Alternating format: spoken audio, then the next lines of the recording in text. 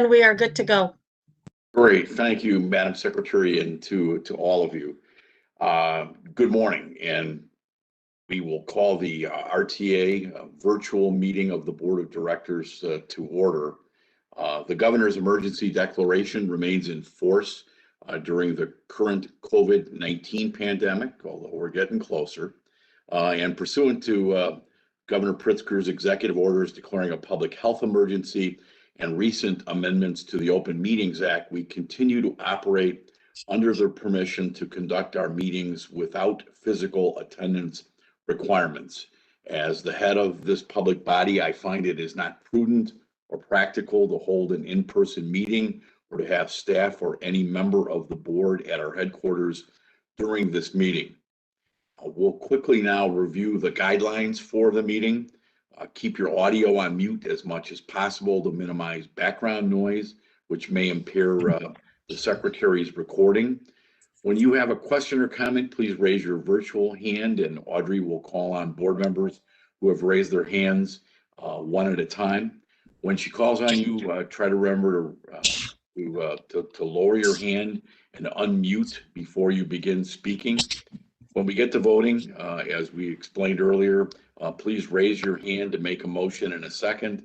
The secretary will identify who's making the motion in a second for the record. And after she announces the motion in the second, please lower all hands. Any questions at this time? If not, I will now recite the Pledge of Allegiance. So hopefully we can do this in person sometime soon. I pledge allegiance to the flag of the United States of America and to the republic for which it stands, one nation under God, indivisible, with liberty and justice for all. Thank you. And again, this virtual meeting of the Board of Directors has been called to order. And Madam Secretary, will you please take the roll? Certainly. Director Andalcio? Yeah. Director Canty? Here. Director Carey? Here. Director Colson? Here. Director Frega? Here. Director Fuentes? Here. Director Gathing? Here. Director Groven? Here. Director Holt? Director Cotel? Director Cotel? Here. Thank you. Director Melvin? Director Lewis. Here. Okay, Director Melvin. Here. Director Payne. Yes. Director Ross. Here. Director Sager. Here. Chairman Dillard. Present. We have 16 present. Full house. Great. Thank you, as always, the board for your excellent attendance. Item 3 is the approval of the minutes from the board meeting held on April 15th of 2021. A revised version has been shared with the board. Are there any comments or corrections to these minutes from April? One correction, there was no revised version, sorry. Okay, so just the regular version that we have, which I read. If there are no comments or questions, how about a motion and a second to approve these minutes as submitted? Director Andalcio moves. And Director Gathing seconds. Thank you, too. With that, Madam Secretary, will you please take the roll? Certainly. I'm getting some feedback. Director Andalcio? Aye. Director Canty? Aye. Director Carey? Aye. Director Colson? Aye. Director Frega? Aye. Director Fuentes? Aye. Director Gathing? Aye. Director Groven? Aye. Director Holt? Aye. Director Cotel? Aye. Director Lewis? Aye. Director Melvin? Yes. Director Payne? Yes. Director Ross? Yes. Director Sager? Yes. Chairman Dillard? Yes. 16 ayes. Thank you. And the minutes from April are approved. Item 4 is the public comments section of the meeting.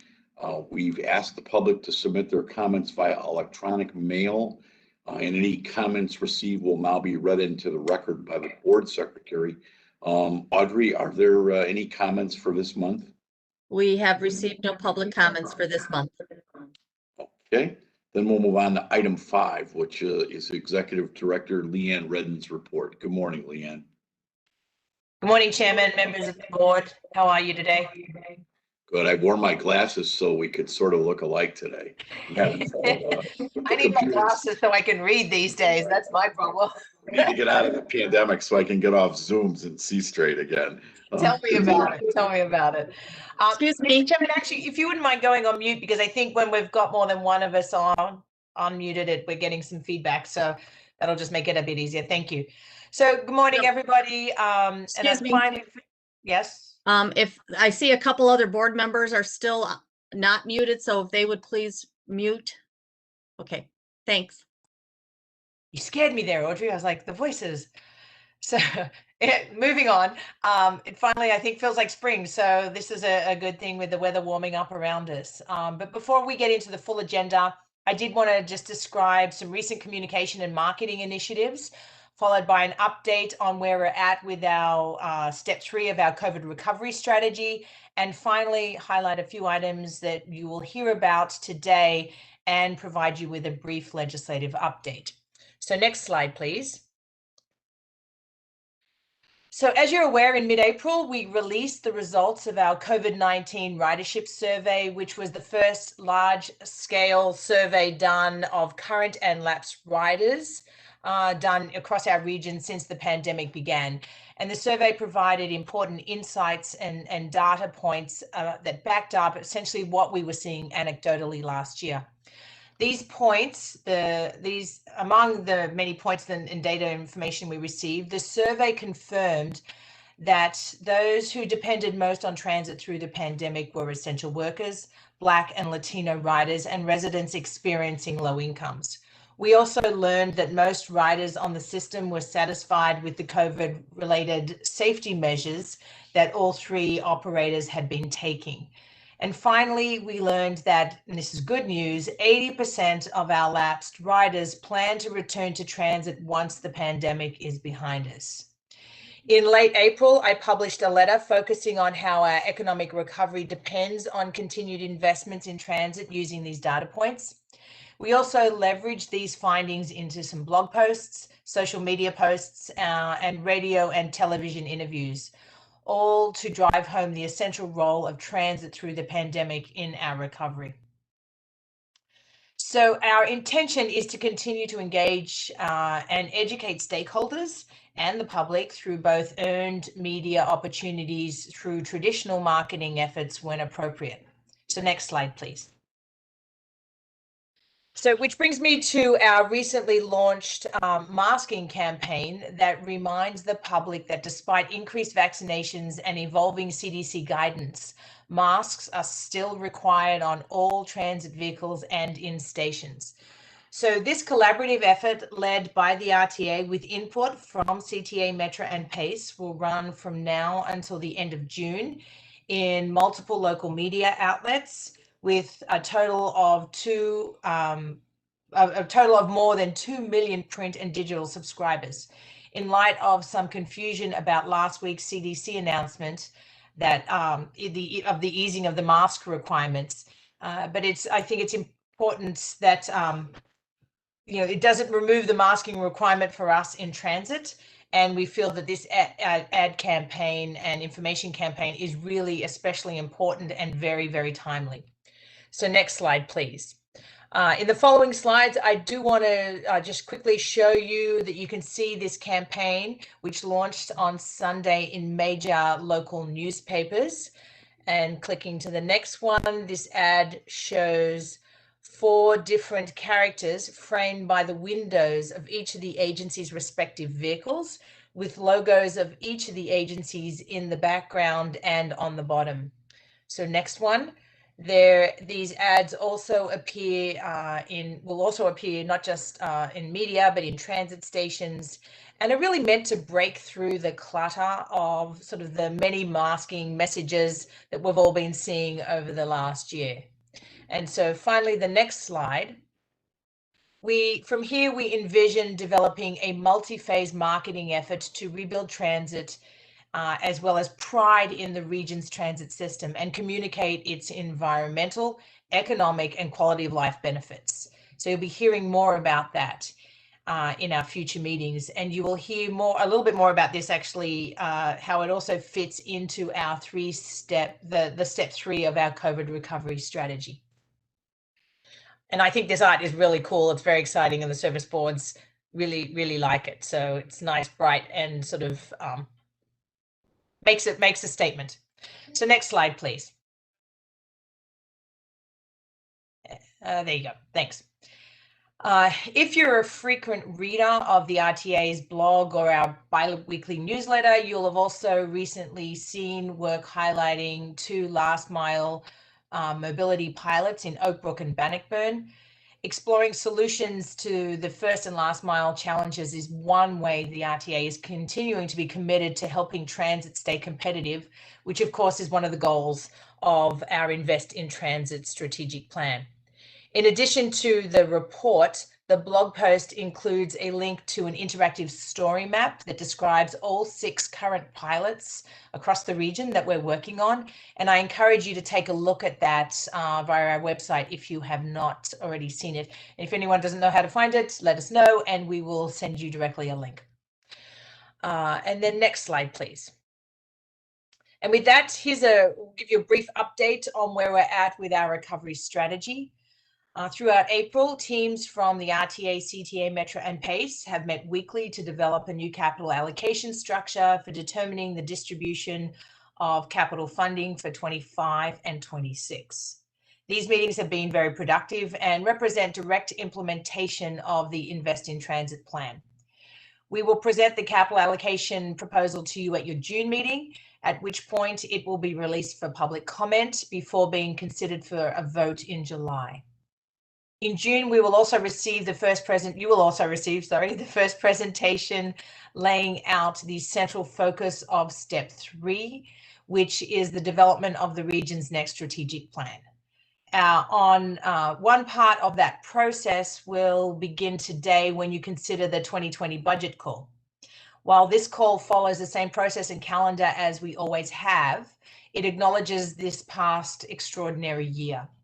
You'll also see in the memo and here in our presentation today an allocation process for the 3rd round of relief funding of the American Rescue Plan Act monies that will be defined over the next several months as part of that step 3 work also. Our approach to this will continue to prioritize transparent and accountable communication, collaboration with all of our stakeholders. While our work on the 3-step strategy continues, more and more we see how the lessons of COVID are informing all aspects of our daily work. And this has put new emphasis on improving equity, achieving full accessibility throughout our system. And in our first presentation in today's board meeting, you're going to hear about a joint study with PACE to develop actionable pilots to improve both the service and the financial stability of the ADA paratransit services. And so while this work began actually prior to the pandemic, its recommendations are all the more relevant because of it. In the quarterly performance report, we are focusing all our goal spotlights on projects and activities related to the region's ADA complementary services to continue the accessibility theme and highlight those activities within our capital projects that include the RTA Mobility Services call center and PACE's taxi access program. As we move on in the agenda to our financial items, you will consider the certification of the first quarter's financial results and then quickly pivot to revising the 2021 budget.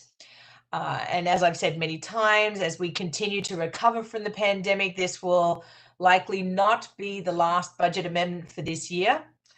But we will finally then ask you to consider several important contracts and ordinances that will help us also continue the region's transit activities. And so next slide, please. In Washington, President Biden is still in talks with Republican lawmakers to try and forge some level of compromise on a bipartisan infrastructure bill.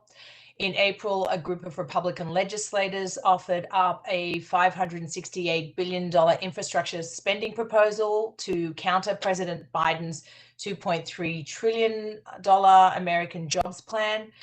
Unlike the president's proposal, the Republican proposal only contains revenue sufficient to fund existing spending levels.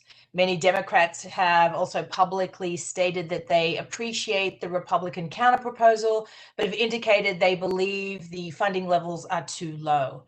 So President Biden continues to publicly state that he prefers passing a large-scale infrastructure bill with bipartisan support, as opposed to trying to pass something through reconciliation, which though could be done with Democratic support if all Democratic senators, or 50 Democratic senators, agreed to it.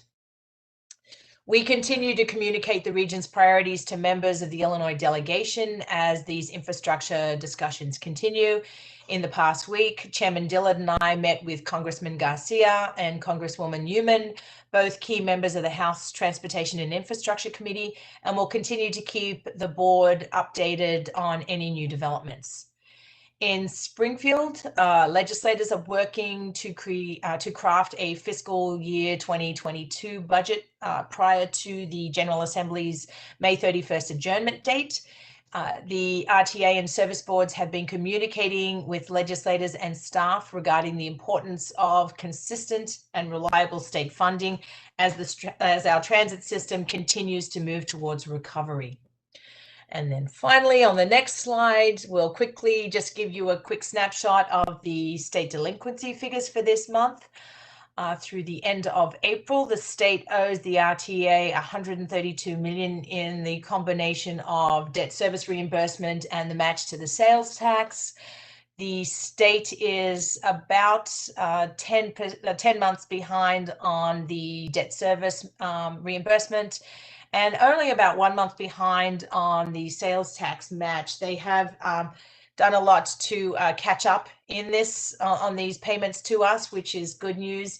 And we are continuing to work with them on hopefully that trend will continue and we'll get to a catch up and get a little more current on the debt service reimbursement. However, the cost year to date for carrying this short-term debt is $1.2 million so far. So that concludes my report. I'd be happy to answer any questions. Any questions of the board? I don't see any hands. Okay, thank you, Leanne, very much. Thanks. We will move on now to item 6A, which is a presentation on the ADA Paratransit Service Delivery Innovation Study. And Peter Kirsten will brief the board. Hello, and thank you, Chairman Dillard, for having me here today, and to the board. Peter, thank you. To tell you about the ADA, or Americans with Disability Act, Paratransit Innovation Study. So again, I'm Peter Kirsten. I'm on the strategic planning team with the RTA and the project manager for this study. Joining us today, we also have Sally Ann Williams, who is division manager for PACE Paratransit Operations. Sally and several of her staff were great partners in this study, and the work we're going to share today would truly not have been possible without the contributions to this effort. So thank you again, Sally and team. I'll be leading the presentation and doing most of the talking, but I believe she will be available as part of the question and answer session at the end if there's anything kind of PACE specific. Go ahead to the next slide. So the agenda today, we'll talk through some of the basic elements of ADA Paratransit, a fair amount of background, just kind of reminding everybody how it works and kind of why it works the way it does, and what it's like in our region and how trends are shifting over time. We'll talk through the project overview and then spend some time on what we learned and how that informed what potential innovations kind of rose to the top, how these innovations translate into pilots in our region and what we can expect for next steps. There's a lot of content here, and I'm really only going to be covering a high-level summary of the study itself. All of the technical memoranda produced by the project team and the action plan, which kind of serves as the final report, are available via the RTAM's digital library. And if anybody has any difficulty accessing those, I would be happy to send them to you directly. And then lastly, we will save time for questions at the end. Next slide, please.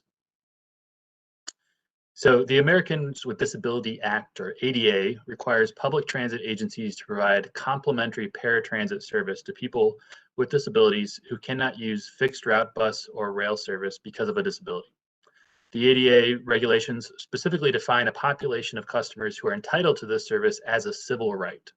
The regulations also define minimum service characteristics that must be met for this service to be considered equivalent to the fixed route service it is intended to complement. Additionally, all CTA and PACE buses are fully accessible. All CTA trains and individual train cars are accessible. All Metro trains, although not necessarily all trains, or all cars, excuse me, all Metro trains have at least one accessible car, but there are still many CTA and Metro rail stations that are not accessible. Additionally, oftentimes the sidewalk network, which is generally not managed by transit agencies, is insufficient to provide an accessible path of travel for access and egress to transit, which can be made worse by things like weather and other external factors. You may have heard funding for ADA paratransit as coming off the top. What this means is that service is fully funded first, before allocations to the service boards are made. So the RTA collects the sales tax that funds much of the operating revenue for all three, but before any of that money gets put towards bus and train operations, we first fund ADA paratransit. Lastly, ADA riders are determined eligible for this service through an evaluation process, and this is performed by RTA Mobility Services. Next slide. So as a quick refresher, ADA paratransit covers the full 6-county region. The complimentary service is offered in a 3/4 mile buffer around all bus and heavy rail service within our region. ADA paratransit service is required for the entirety of the CTA bus and rail and PACE bus service areas. All ADA paratransit service is operated by PACE, including that in the city of Chicago or the CTA service area. Commuter rail does not have to, commuter rail does adhere to the ADA, but does not have to offer the same complimentary service. So Metra has an accessible car in every train, as mentioned. Additionally, most stations are fully accessible, but Metra's railroad network is not included in the purple buffer on the map on the left. So the map shows that buffer. All ADA paratransit trips are booked 24 hours in advance via phone and must begin and end within that purple buffer that you see on the map. In 2019, PACE ADA paratransit served 4 million passenger trips over 36 million passenger miles. The fare to ride is $3.25. PACE ADA paratransit is one of the largest ADA operations in the country, and by many measures, PACE performs at or above peer averages, as published in the RTA Subregional Peer Report. Next slide.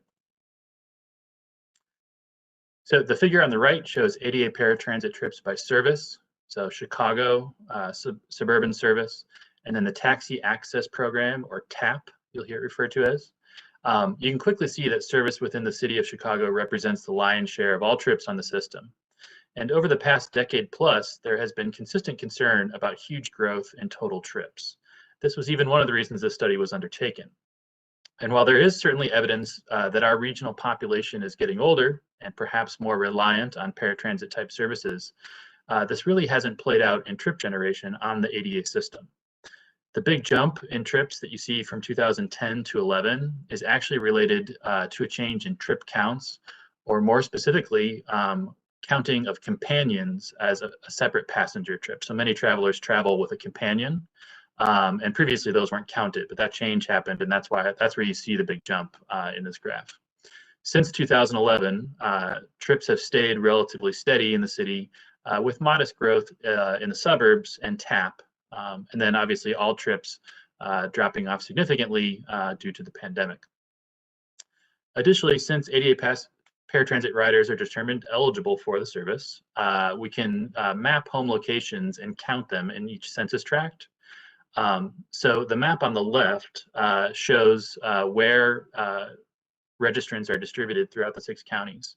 And while you can quickly see that almost every single census tract in the 6 counties has at least one registrant, the darker colors on the map, the red, orange, and yellow, light up in the southern part of the city and west side of the city, as well as some pockets within suburban Cook County. In total, there are about 35,000 registrants currently approved and eligible to use the system, although not all registrants use the ADA service. And then 2 additional notes I'll mention here. One, the Taxi Access Program, or TAP, is offered for trips beginning in the city of Chicago and provides riders a voucher, essentially to purchase a taxi ride in lieu of using a traditional paratransit trip. This offers a savings to PACE in a lower cost per trip and allows customers to book trips in real time or on the same day. They don't have to book 24 hours in advance. The challenge to expanding TAP really has most to do with the supply of taxis.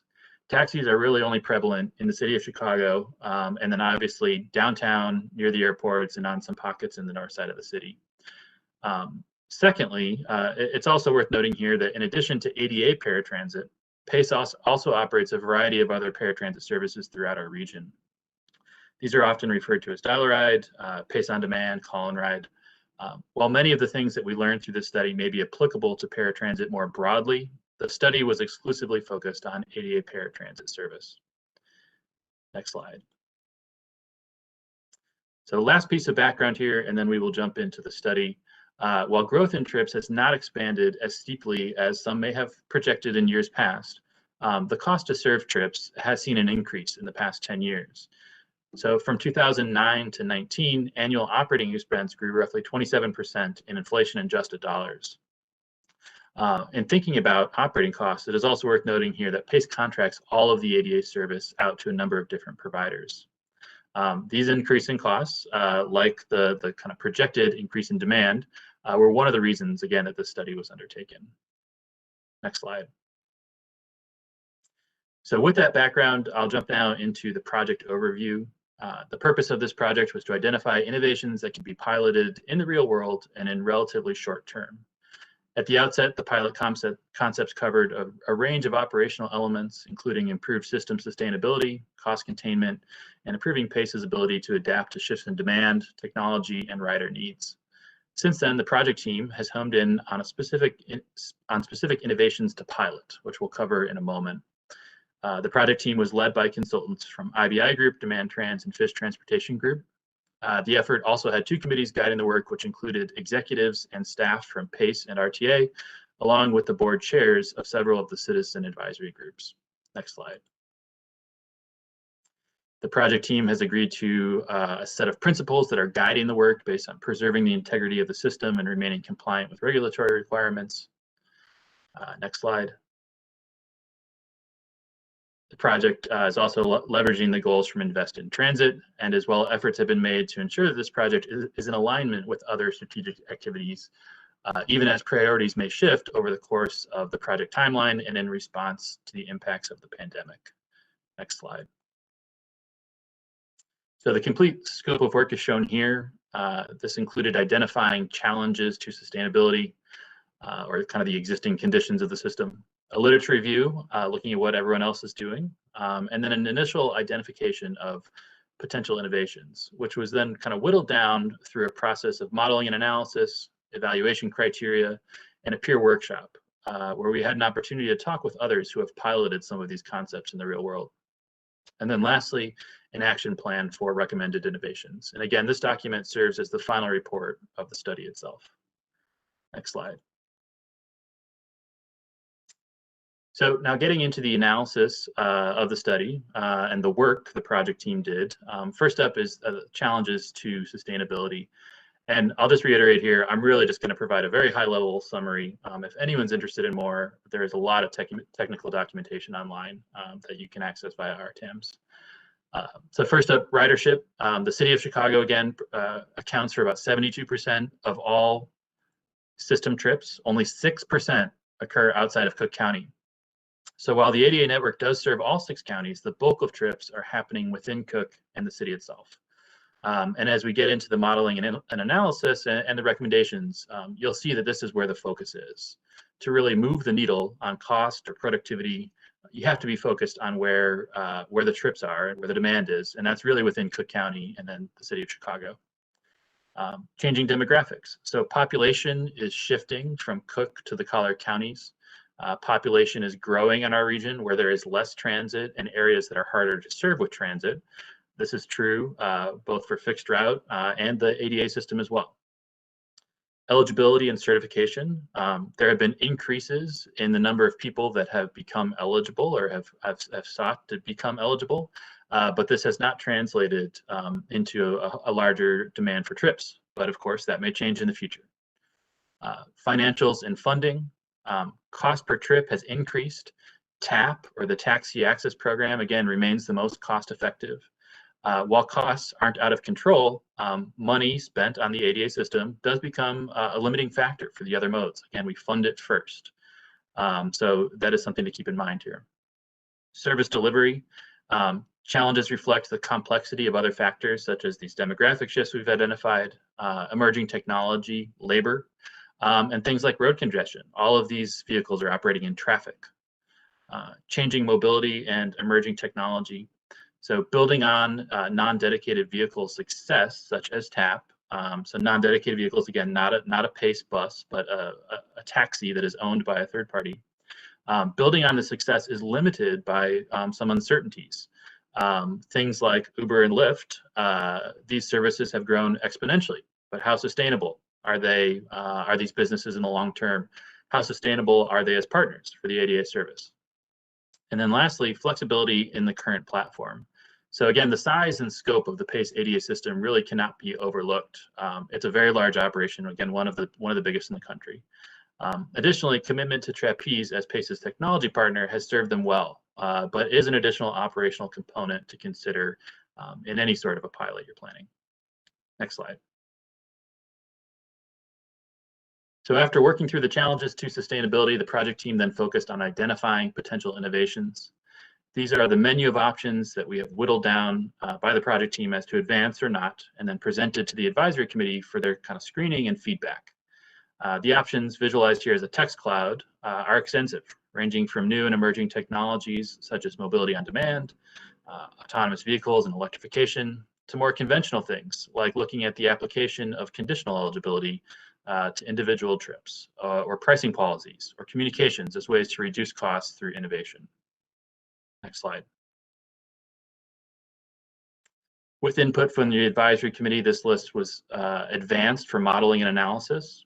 The primary component of this analysis was modeling shifts in productivity using anonymous trip data provided by PACE. So roughly 3 months of system-wide origins and destinations, and then looking at how the whole system changes and measuring how it changes with each innovation, looking specifically at system cost and productivity. In a second step, the project team then weighed each innovation against evaluation criteria. So not just cost and productivity, but looking at how each innovation helps us work towards regional goals and the study principles. This is the bulk of the project. And again, I'm not going to go into much detail here, but I'll just once more reiterate that all of this technical memoranda is available on the RTAM's website. And go ahead to the next slide. And then the peer review workshop took place virtually and included agencies from all over the country piloting and implementing innovations within ADA paratransit operations. This included MBTA in Boston, New Jersey Transit, RTC Las Vegas, Metro Houston, MTA Nashville, Access Services in Los Angeles, and WMATA in Washington, DC. Much of the conversation focused on TNCs and taxis. So again, here, this is the use of a non-dedicated vehicle. It's not delivering these trips off of kind of the PACE or agency vehicle system. And then looking at this in kind of two different ways. The consumer choice model, like TAP, where a customer is given some way to go and kind of transact with a company directly. And then back-end applications, where the agency is able to shift trips that are booked through the conventional method. So a customer calls in, but they deliver a trip on a TNC or on a taxi. And again, TNCs are kind of the Ubers and Lyfts of the world. MBTA and RTC Las Vegas are two pioneers in this field, although I believe every agency that participated is currently using some sort of non-dedicated vehicle in their service, and that obviously includes PACE. Discussion of program structure and subsidy parameters, contracting, reliability of partners. So again, will TNCs always be this cost effective? How do you account for wheelchair accessible vehicles, particularly when TNCs are generally private vehicles that are operated? Additionally, how do you account for induced demand? So when you offer a more competitive and convenient service, you may get more riders. That may impact how the offering could improve costs. Notably, most agencies have rolled out consumer choice pilots to a subset of riders, both accounting for riders that may have difficulty with technology, as you know, many of these things are operated through a smartphone, but also as a means to kind of set an upper bound of induced demand and understand how many people are going to start requesting trips and how many more trips are they going to request if you roll out an option like this. MBTA has notably taken the opposite approach, and it's by far the biggest consumer choice TNC style service nationally, and they've really been a leader in this field and have able to accomplish goals around cost containment as well, even with kind of this increased demand for the service. And then lastly, Houston Metro has a unique ADA as a feeder service where customers can book an on-demand, real-time, free ADA trip, so no fare, but the trip has to go to an accessible transit stop. So there are a number of operational and customer concerns to consider in implementing a service like this, which is really edifying to hear how Houston does that. Hear them talk through it. But also this concept, ADA as a feeder, kind of speaks more to some of the principles and goals of the study of really truly integrating the ADA system into the broader transit network and not keeping it as a separate thing. And with that, go to the next slide. So that brings us to the last step in the process here. Again, this is informed by analysis, peer review, committee input. The project team developed 3 innovations to pilot. Again, the final deliverable is the action plan, which shows how this analysis informed these innovations and provides a high-level process for pilot implementation for each of the 3. Next slide. So the first one up is same-day service to PACE paratransit customers. So this would be a pilot that contracts with 2 or more non-dedicated service providers. So these could be TNCs like Lyft and Uber, as well as potentially additional taxi companies. Customers can book trips directly with the service and right from their smartphone instantly, or there are ways to include a reservation, a call-in reservation line for these types of pilots. Most simply put, this would be a way to expand TAP by adding in additional partners and broadening the geography of where customers are allowed to request trips, but more importantly, broadening the supply of vehicles that are available for customers that want to use this service. Again, the limiting factor with TAPs is really just the supply of taxis being confined to very specific parts of the city. It's clear that a very substantial shift of trips to TAP is necessary for the ADA program to experience major cost savings. So for some context, under current conditions, if 30% of current ADA trips in the city shifted to TAP, and there was no increase in overall usage, so we didn't have a big induced demand as a result of this, annual savings would be approximately 18 million. If those who shifted onto the TAP system did start using it more, and we had induced demand of about 25%, which would be substantial, these savings would still be would be reduced, but would still be about 13.5 million annually, or about 9% of the total ADA service that PACE operates. A projection of savings is not actual savings, but these figures should give some idea of the potential offered by shifting more trips onto non-dedicated providers, such as taxis and TNCs. And this is certainly embraced by PACE's efforts to expand the TAP system as is. Additionally, it goes without saying here, the enhanced customer experience would really revolutionize how ADA riders are able to travel in the region. It would eliminate the 24-hour advanced booking process. They would be able to use, at the cost of an ADA fare, be able to use TNCs to access opportunity throughout the region.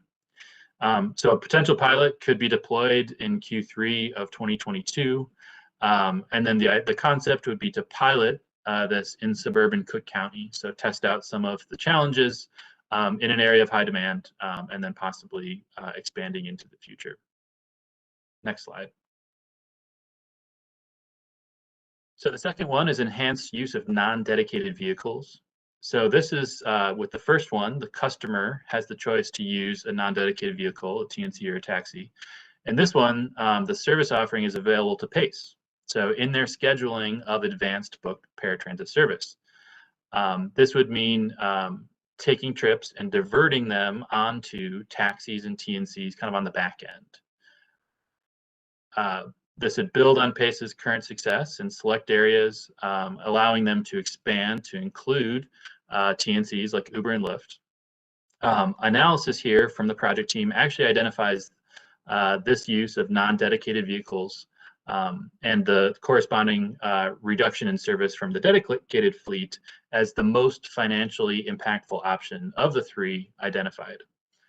So again, here, these are projected annualized cost reductions from the modeling that the project team did, but at a diversion rate of 15% for just trips within the city of Chicago. So you took all the trips happening in the city, they're booked through the normal process, but we divert them onto non-dedicated vehicles. The cost savings would be about $10.6 million annually. That figure would expand to about 17.3 million annually at a diversion rate of about 37%. So a pilot here could happen in Q3 or 4 of 2022. And again, a pilot, the concept here would be kind of programmatic in how these trips are identified as to where to divert things, but it wouldn't necessarily be required within a specific geography. We could look at this as kind of a system-wide potential. And next slide. So then lastly, ADA as a feeder to fixed route. So based on the analysis conducted, it is recommended that a feeder service pilot be initiated after implementation of the same-day consumer choice project. And the thinking here is that the analysis indicates that establishing a feeder service component specifically for the current ADA program, so next day service based on dedicated vehicle operations, is not likely to yield outcomes significantly more cost effective than the current program.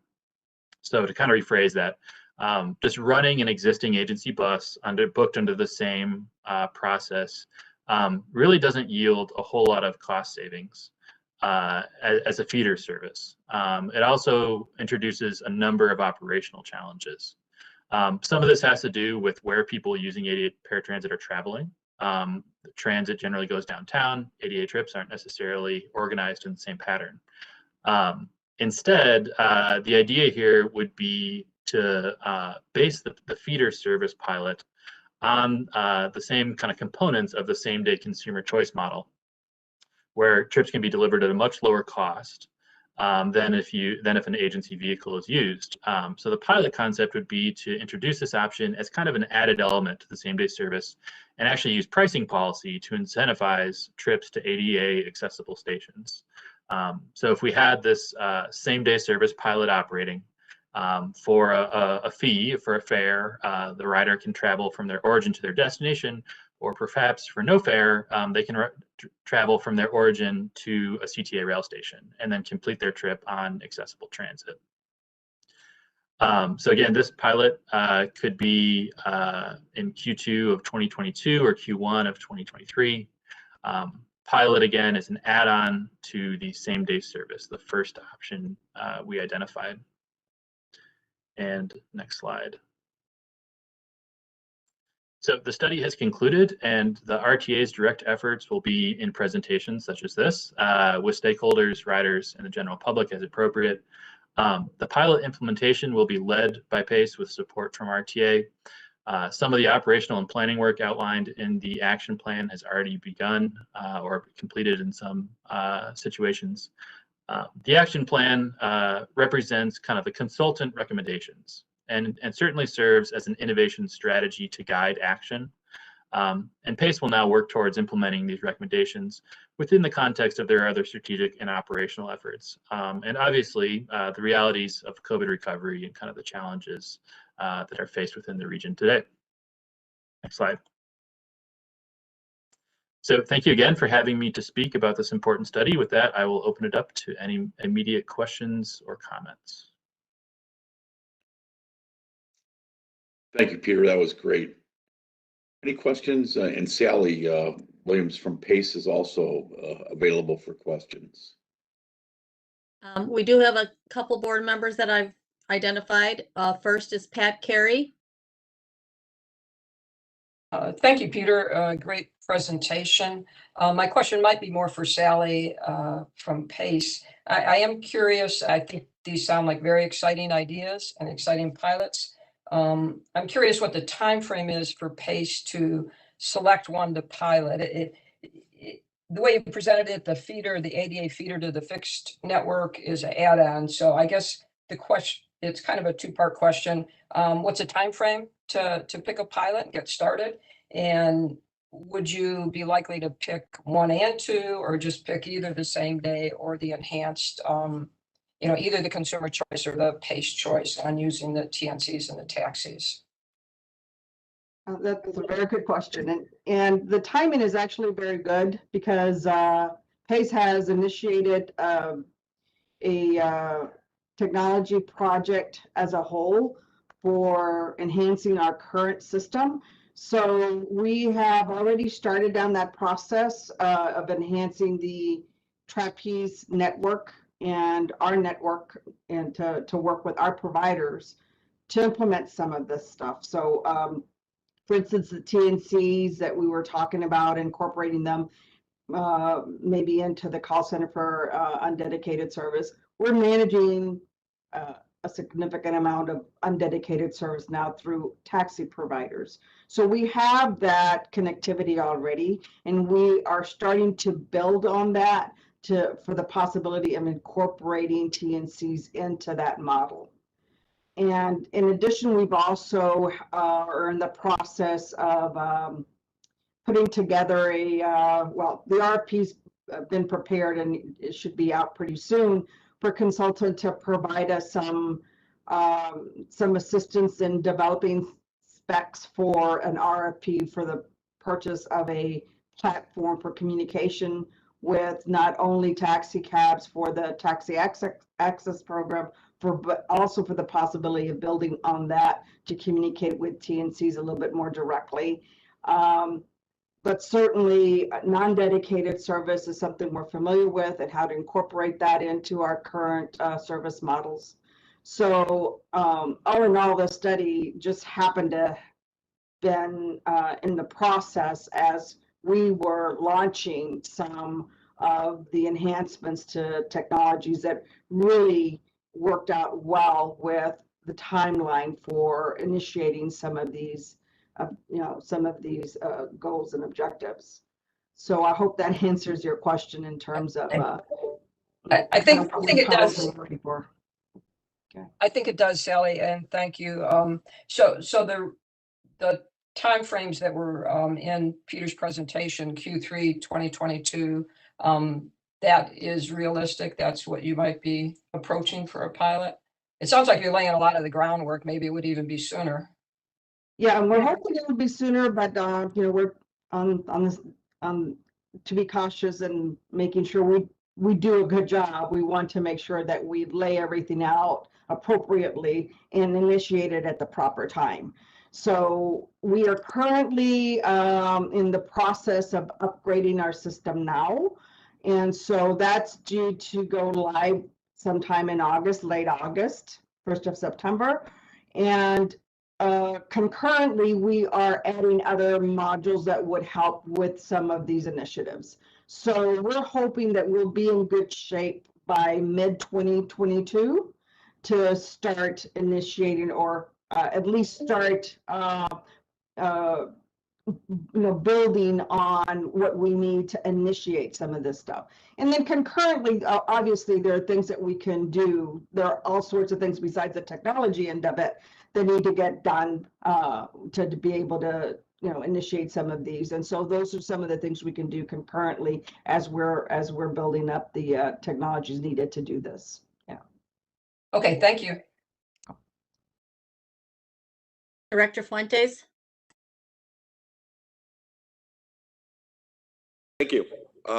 Yeah, my question, well, it's more a couple comments. One is I'm glad to see we're looking at the TNC market, given the shortages that we hear about cabs, especially to your point about in the suburbs. So I think as we move forward with this program or the test in 2022, the fact that we could still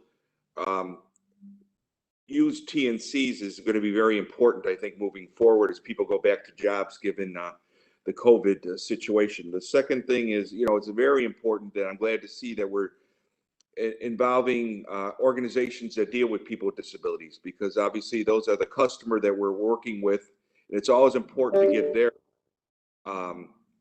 background, or get the background of them, people using it, and what makes sense moving forward.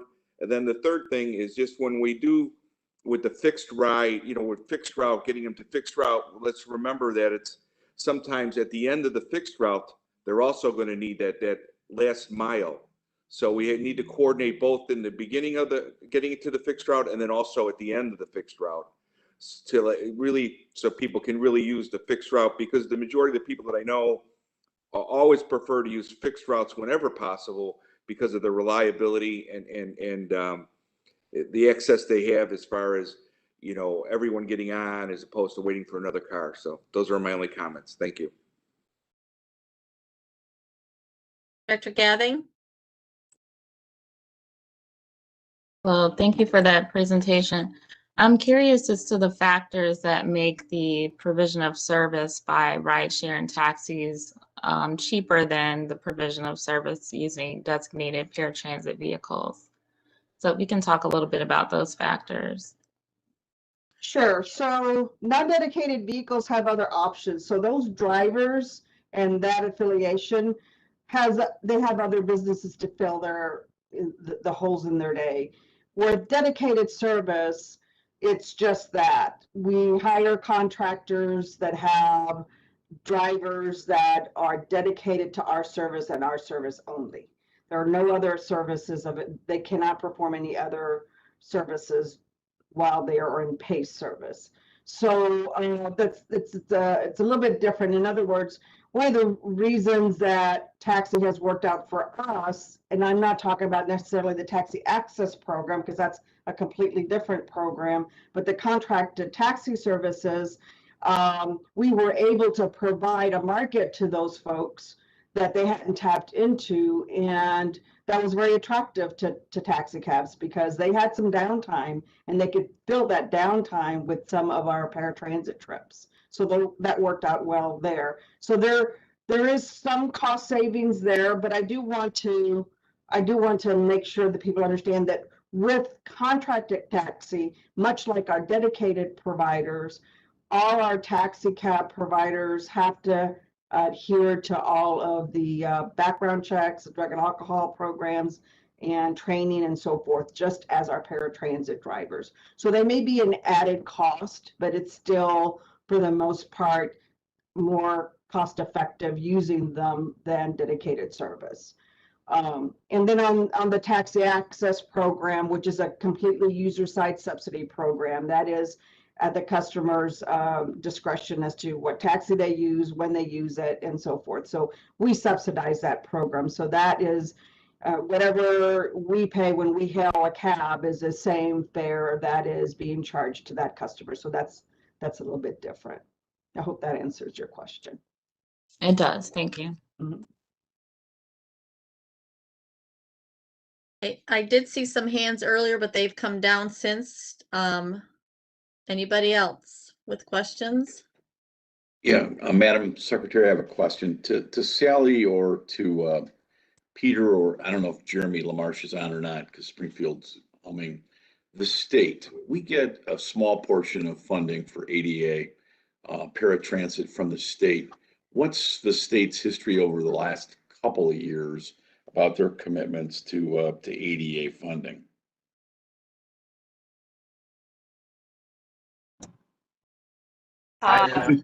Jeremy, you're there. Jeremy. Go ahead, Jeremy. Go All right, ahead. this is Jeremy Lamarche. I can jump in. It's been pretty consistent. We get about $8.5 million from the state annually as a reimbursement. There's been a slight decrease in recent years, but it still hovers around $8 million.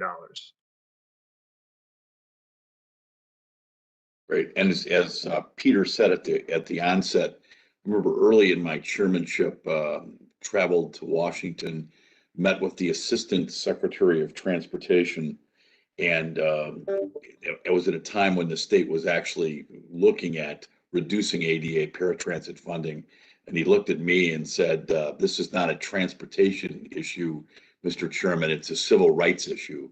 And, you know, your government in Illinois may reduce paratransit funding or ADA funding, but you still have to fulfill. That's why we start at the top and everything comes off below paratransit funding. But it's a civil right. This is not a transportation issue. And, you know, when the state cuts back on ADA paratransit, you know, that's an unfunded mandate we have because we don't have a choice. We must do this service and we do it well.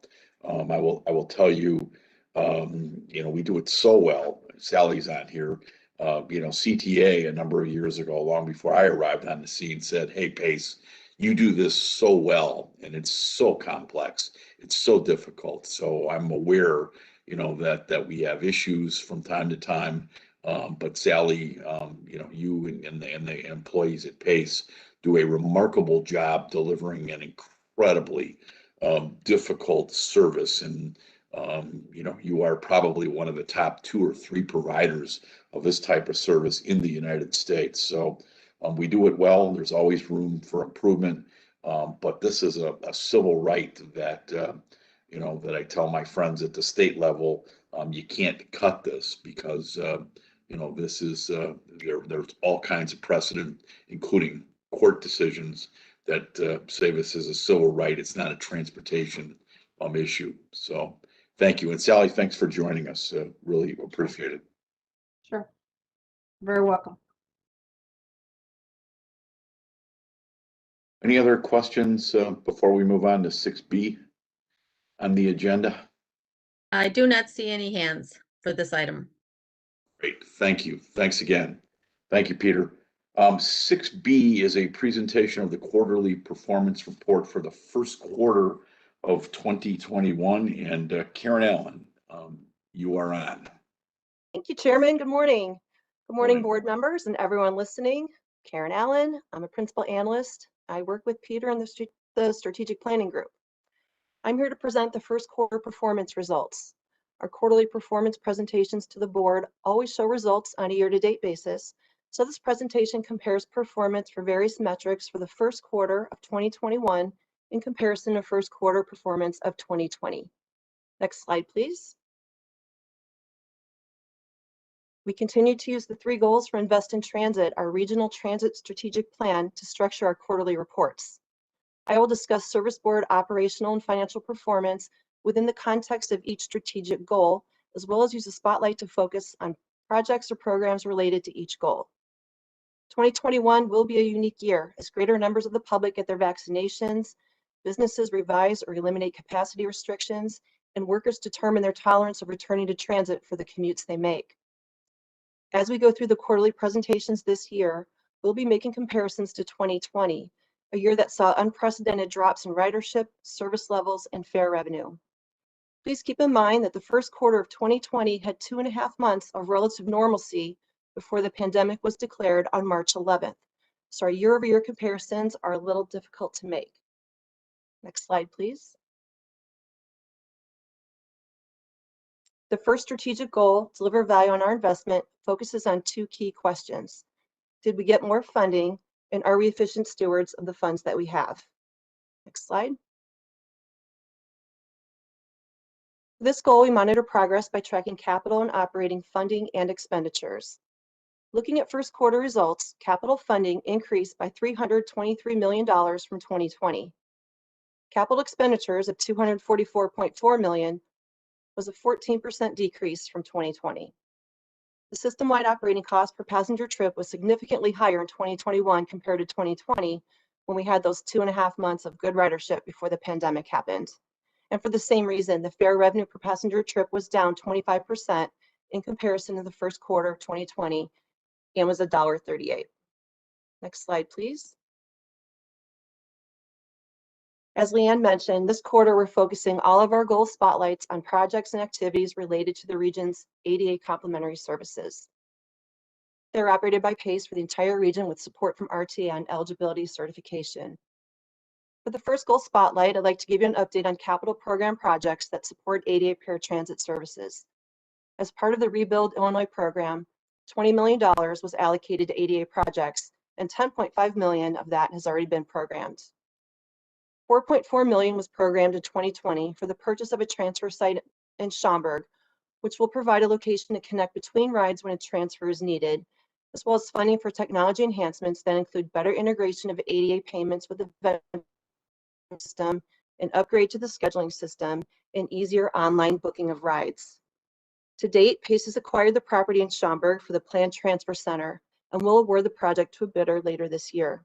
PACE is also currently in the process of procuring and implementing the 2020 technology improvements. The other $6.1 million was programmed in 2021 for the ADA projects listed in this table.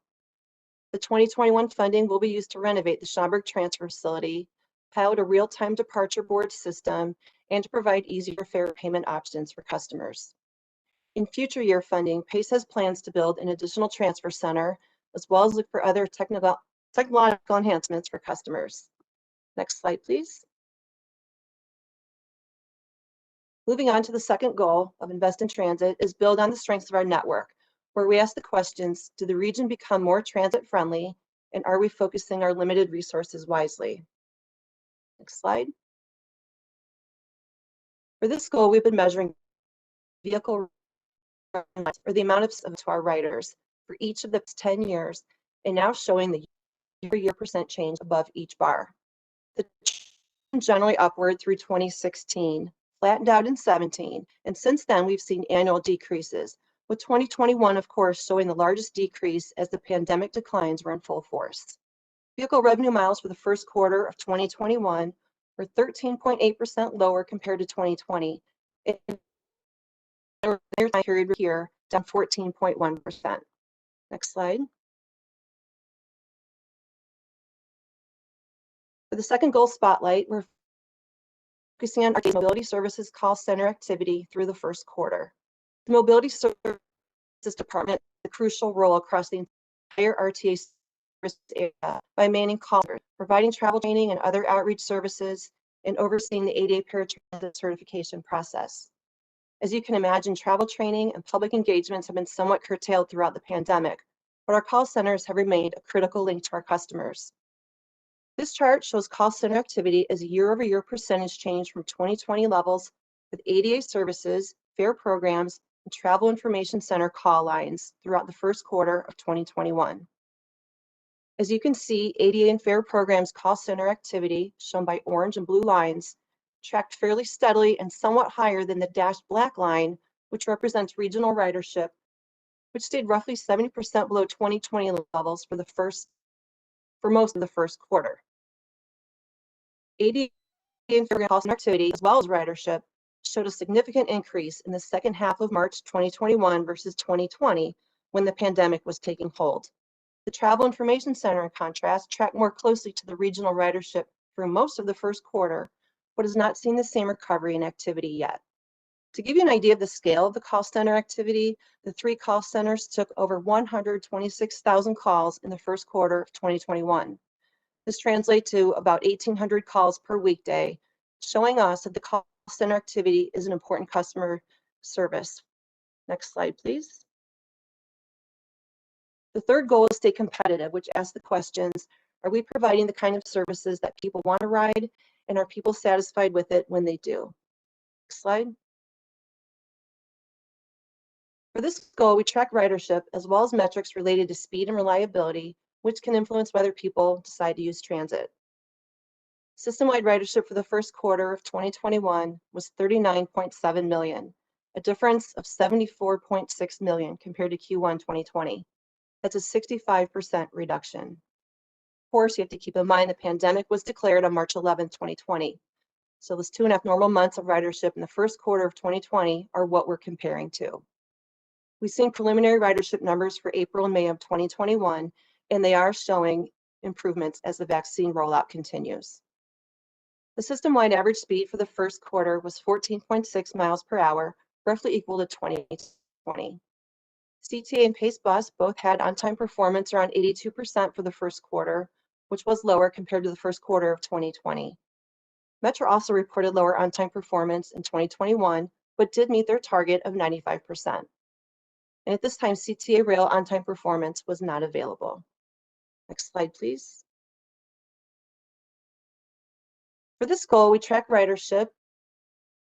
Oh, and then on my next slide, sorry. For our final spotlight, I'd like to focus on PACE's Taxi Access Program, or TAP. As Peter mentioned, PACE administers the TAP on behalf of the City of Chicago. The program allows ADA paratransit eligible City of Chicago riders to hail a taxi for their transportation needs instead of riding ADA paratransit vehicles. To use TAP, you must be certified for ADA paratransit by the RTA and have an active TAP card to purchase TAP rides.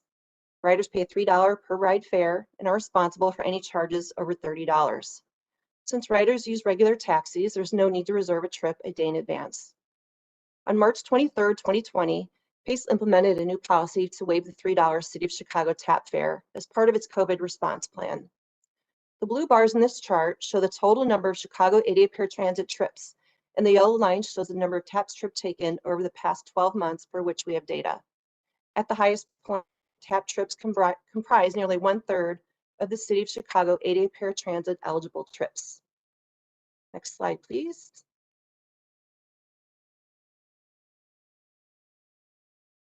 In conclusion, ADA capital projects are moving forward this year and will provide significant customer service enhancements by improving transfer experiences and streamlining online services. Our call centers continue to provide a vital link to transit-dependent customers, and the TAP presents a win-win for everyone involved. Riders that can use TAP services have increased flexibility and freedom.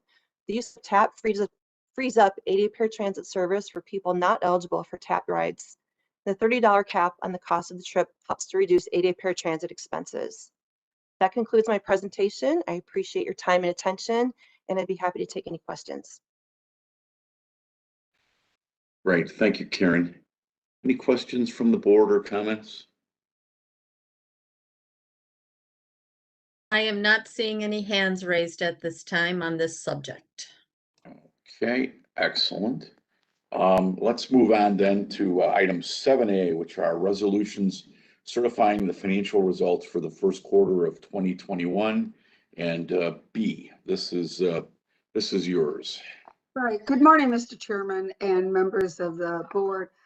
This will be the first of 3 items, and we're doing it in this order to give you, first, I will give you actual to budget results as we're experiencing them now. Then Doug will actually do what we promised would be several budget amendments, but it's to wrap up, the prior year and the current year. And then Bill will actually be the future presenter, because he will present the budget plan call, which is a process and a schedule and what's new this year for 2021, for the 2022 budget year. So let me get started with what's happening right now. So today I'll be presenting the year-to-date financial results for the first quarter of 2021, which are subject to certification. For one last time, the service board results are being compared to the 2021 budgets adopted in December. Later in today's meeting, we will be asking you to adopt an amended 2021 regional operating budget, which will be used for reporting beginning next month. While regional ridership through March continued to struggle at about 30% of pre-pandemic levels, strong ancillary revenue combined with generally favorable expense performance produced satisfactory financial results. At the end of this presentation, I will be recommending that the board certify that the operating results of the service boards, ADA paratransit, and the region as a whole are in substantial accordance with the current budget. Next slide, please. As shown on this slide, system ridership through March was 4.7% unfavorable to the adopted budget, almost 66% lower than the first quarter of 2020. March, as a standalone month, however, saw ridership results essentially at budget, and the service boards have reported steadily improving ridership in April and in May. So ridership is headed in the right direction. Due to outdated forecasts, Metro and Pace Suburban service ridership results lag budget behind each month of the quarter, beginning with next month's report. The service board results will be compared to the refreshed ridership forecasts contained in their revised budgets, which should address some of the red that we see here. Next slide, please. Total operating revenue of $307.9 million was $5.3 million or 1.7% favorable to budget through the first quarter. Metro's unanticipated trackage rights revenue from NICTD produced a favorable result of $6.2 million, highlighted in light blue, which more than offset their fare revenue shortfall. ADA paratransit revenue finished $1 million or 43.5% unfavorable to budget due to foregone revenue for RTA certification trips. The assessment centers remain closed, and PACE did address this in their revised ADA budget. CTA and PACE Suburban service revenue stayed close to their adopted budgets with CARES Act funding included. A total of $210.2 million of federal CARES Act funding was included in operating revenue and counted towards the service board and regional recovery ratio requirements. Next slide, please. Looking at expenses now, at the regional level, year-to-date operating expenses were $11.9 million or 1.7% favorable to the adopted budget. CTA PACE and 88 paratransit reported favorable expense variances. Metro results were $9.1 million unfavorable to budget due to increased labor, fuel, and maintenance costs as a result of increased service levels. This was also addressed in Metro's revised budgets. PACE Suburban Service produced favorable to budget results in each expense category, resulting in an overall favorable variance of $8.5 million or 14.2%, which is highlighted in light blue. Next slide, please. When you add CARES Act funding, each of the service board year-to-date recovery ratios was favorable to budget. And with the regional recovery ratio of 54.5, finished 1.9 percentage points favorable. On the left side of this table, you will see the without CARES Act recovery ratio through March, slightly below 20% for the system. Next slide, please. Looking at operating deficit now, this slide displays the variances of each service board's operating deficit from budget. Our primary metric for evaluating substantial accordance. CTA and PACE Suburban service results are highlighted in light blue due to favorable revenue and expense results. Metro's operating deficit was $3 million or 3.9% unfavorable to budget and is highlighted in red because of unfavorable expenses driven by service restorations. This result is within our first quarter substantial accordance guideline of 5% unfavorable to budget, as is the 1.9% unfavorable ADA paratransit result. At the regional level, the year-to-date operating deficit was $17.2 million or 4.4% favorable to budget. Accordingly, staff recommends that the results of the operations of each service board and the region taken as a whole be found in substantial accordance with the current adopted budget through the first quarter. For brevity, you may have noticed that we omitted the public funding and net results slides in this section for this month, as they are not relevant to the substantial accordance determination. However, I'm pleased to report that the February RTA sales tax grew by about 2% versus pre-COVID February 2020, our second consecutive month of sales tax growth, following 10 consecutive months of year-over-year declines. That concludes my remarks. I would be happy to answer any questions. Back to you, Mr. Chairman. Thank you, Bea. Any questions on this portion of our financial items for today? I am not seeing any hands on this item. Oops. Okay. Sorry. A quick one. Director Melvin shot up. Can you hear me? Yes. Yes, Chris, you can. Great. Yeah. Just you know, a great report, Bea. Also very, very helpful to see the impact of the CARES funds. And just a reminder for us all what a tough period it's been, and all the things that have to be managed. So thank you. It's very informative as always, and thank you. Thank you. Director Melvin, you want to make the motion to approve the resolutions that go with this item? I so move. Okay, I need a second.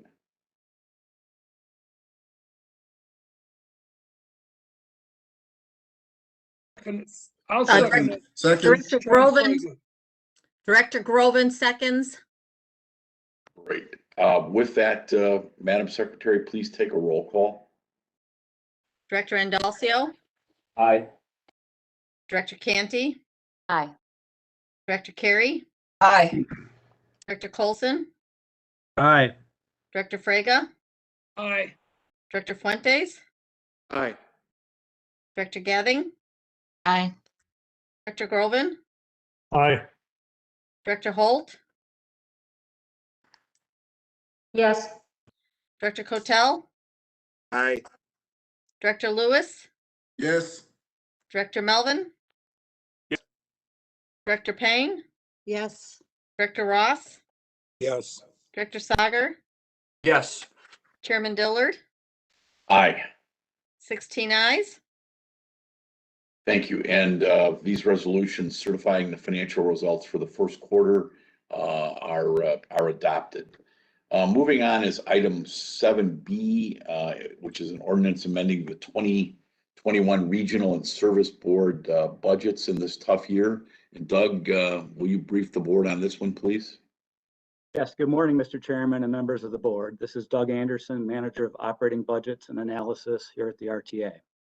This morning, we are asking you to consider an ordinance amending the 2021 operating budgets of the service boards and RTA agency. Next slide, please. This would be the first operating budget amendment for 2021, but as Leanne and Bee said, probably not the last. Revised service board and RTA agency budgets were required by the March funding amendment, which increased 2021 RTA regional funding by an estimated $117 million due to better than expected sales tax performance.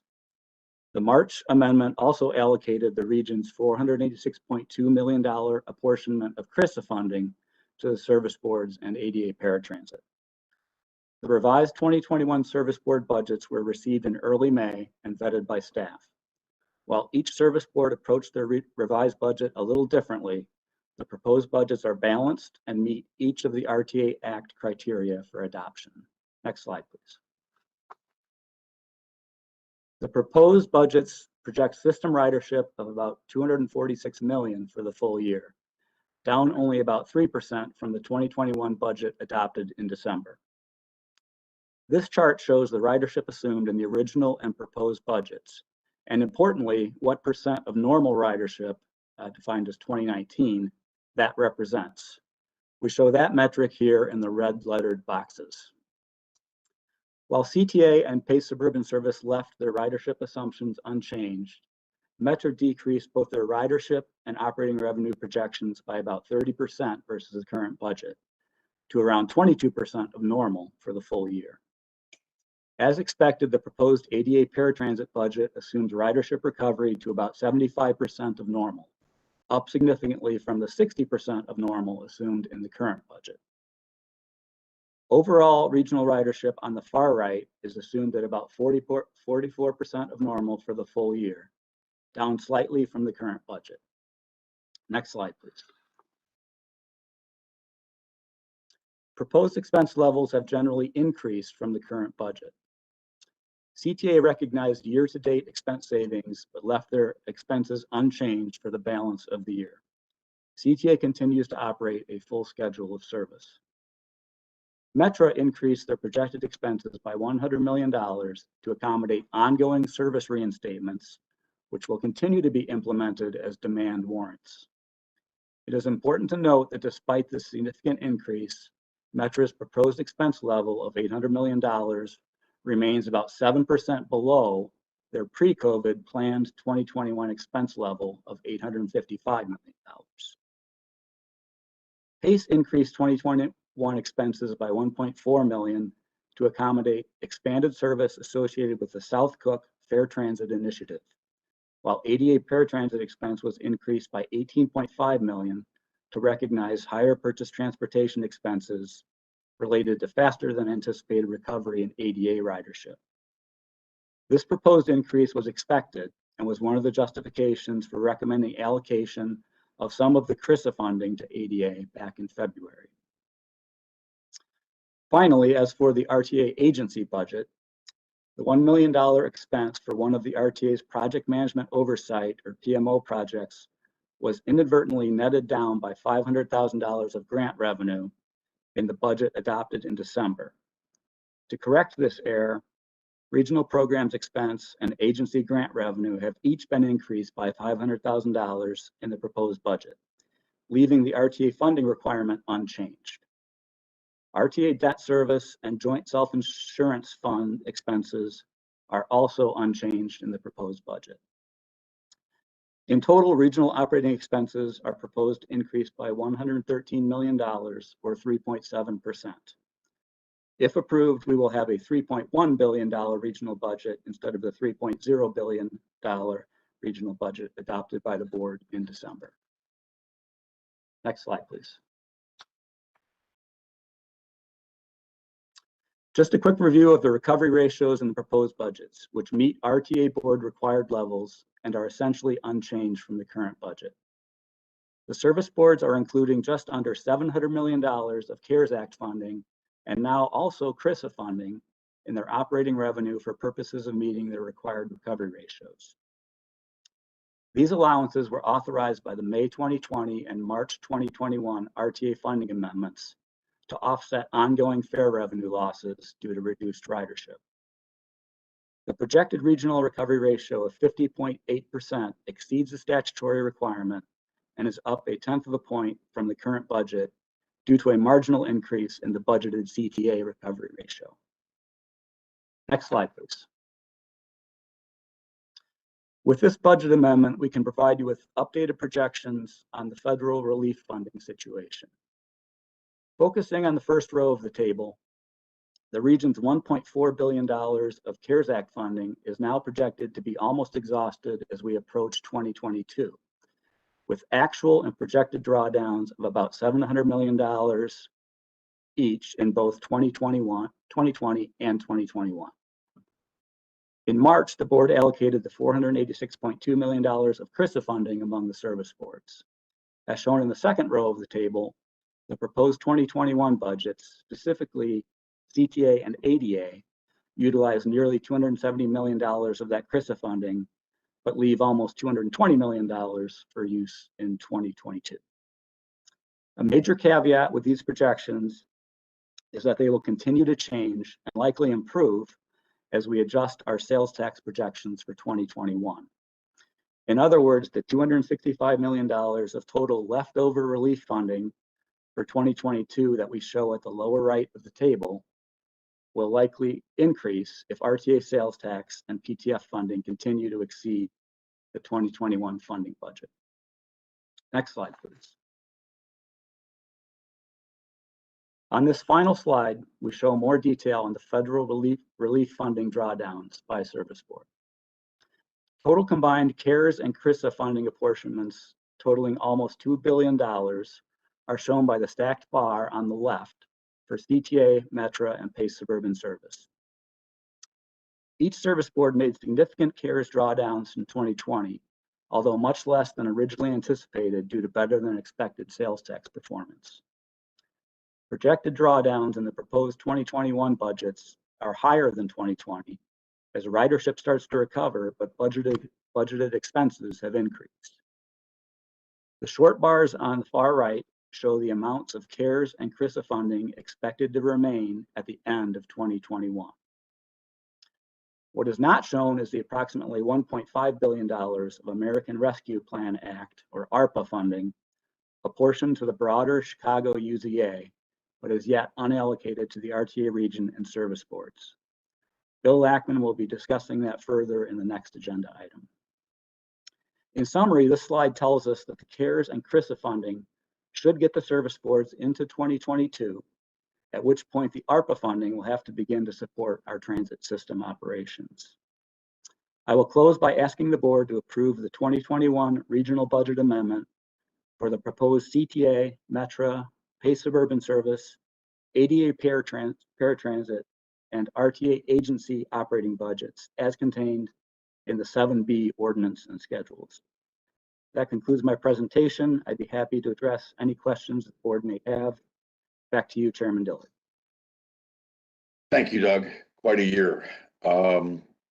Any questions? If not, I'll entertain a motion in a second. I see Director Melvin's hand is up. I don't know if that's a leftover from last item. Yeah, actually, it is left over, but I would like to say a couple of things. You know, Doug, good report. It's always tough at periods like this. You've got the uncertainty of the future sales tax. So we get it. Good report, very clear. Thank you very much, Mr. Chairman. You know, I'd like to propose that we you know, entertain the amendment. Thanks, Director Melvin. Is there a second? I believe I don't know if these are questions or if these are motions. So I'm going to take Director Canty. I don't know if you're motioning or you have a question. You're on mute. Agree of technical difficulties. I was seconding the motion. Okay, so Thank I will you. have Director Melvin as making the motion and Director Canty as seconding. Director Carey, your hand is up. Were you trying to get in on the motioning or did you have a question? I do have a question. On Metra, it's not intuitive to me, and I realize crafting a budget in the current environment is a challenging proposition, but that they've reduced the expected ridership for this year from 50 to 30%, yet they're increasing expenses, operating expenses significantly. Can someone address why that may be? Yeah, this is Doug. I'll address that. Right, Metro's ridership projection for the year was made back in August and September of last year, so it's a very difficult thing to see that far out. So essentially, it was overstated, and Metro is using this budget amendment opportunity to pull that ridership forecast down for the full year. At the same time, that ridership is improving, as we've said over the last months and weeks. And so as that ridership improves from that low level, Metro has been and will continue to reinstate service to meet that rising need. So that's why you get this kind of counterintuitive ridership pull down, yet an expense increase. So they're just finding it more, I guess it still isn't completely clear to me, but they're just finding it more expensive to ramp up the service than anticipated. It's not that it's more expensive. It's just that they are ramping up service, whereas in their original budget they did not anticipate ramping it up as much at this point in time. It's more, Director. It is more projecting increased expenses because they're expecting the ridership to increase. Now, they may not get that ridership, and your point is valid because you're increasing service. On the other hand, if you don't increase service, then people may not want to ride the trains because they're crowded, so they may have to run more cars than they would if they run less cars. I mean, I don't want to speak for them, but it's almost like hopeful thinking that the ridership will come back and they're planning their expenses with that extra service cost and so forth, according to those revised projections. But we will see, and that's why we'll probably be doing more amendments. Okay, thank you both. Director Sagar has a question. Yes, thank you. I just kind of want to get into that discussion just a little bit. I do want to commend Metro. I think Metro has done an exceptional job and has started early on with regards to the marketing effort to example that they have in fact taken huge steps to ensure a healthy environment in Metro for ridership to increase. So I think we have to kind of factor that in their pad as well. I think that they are projecting to the future and increase in ridership, but I also think that they have seen marketing costs increasing as well to address the safety elements that they have built in and try to encourage that ridership. So I just want to point that out. Thank you.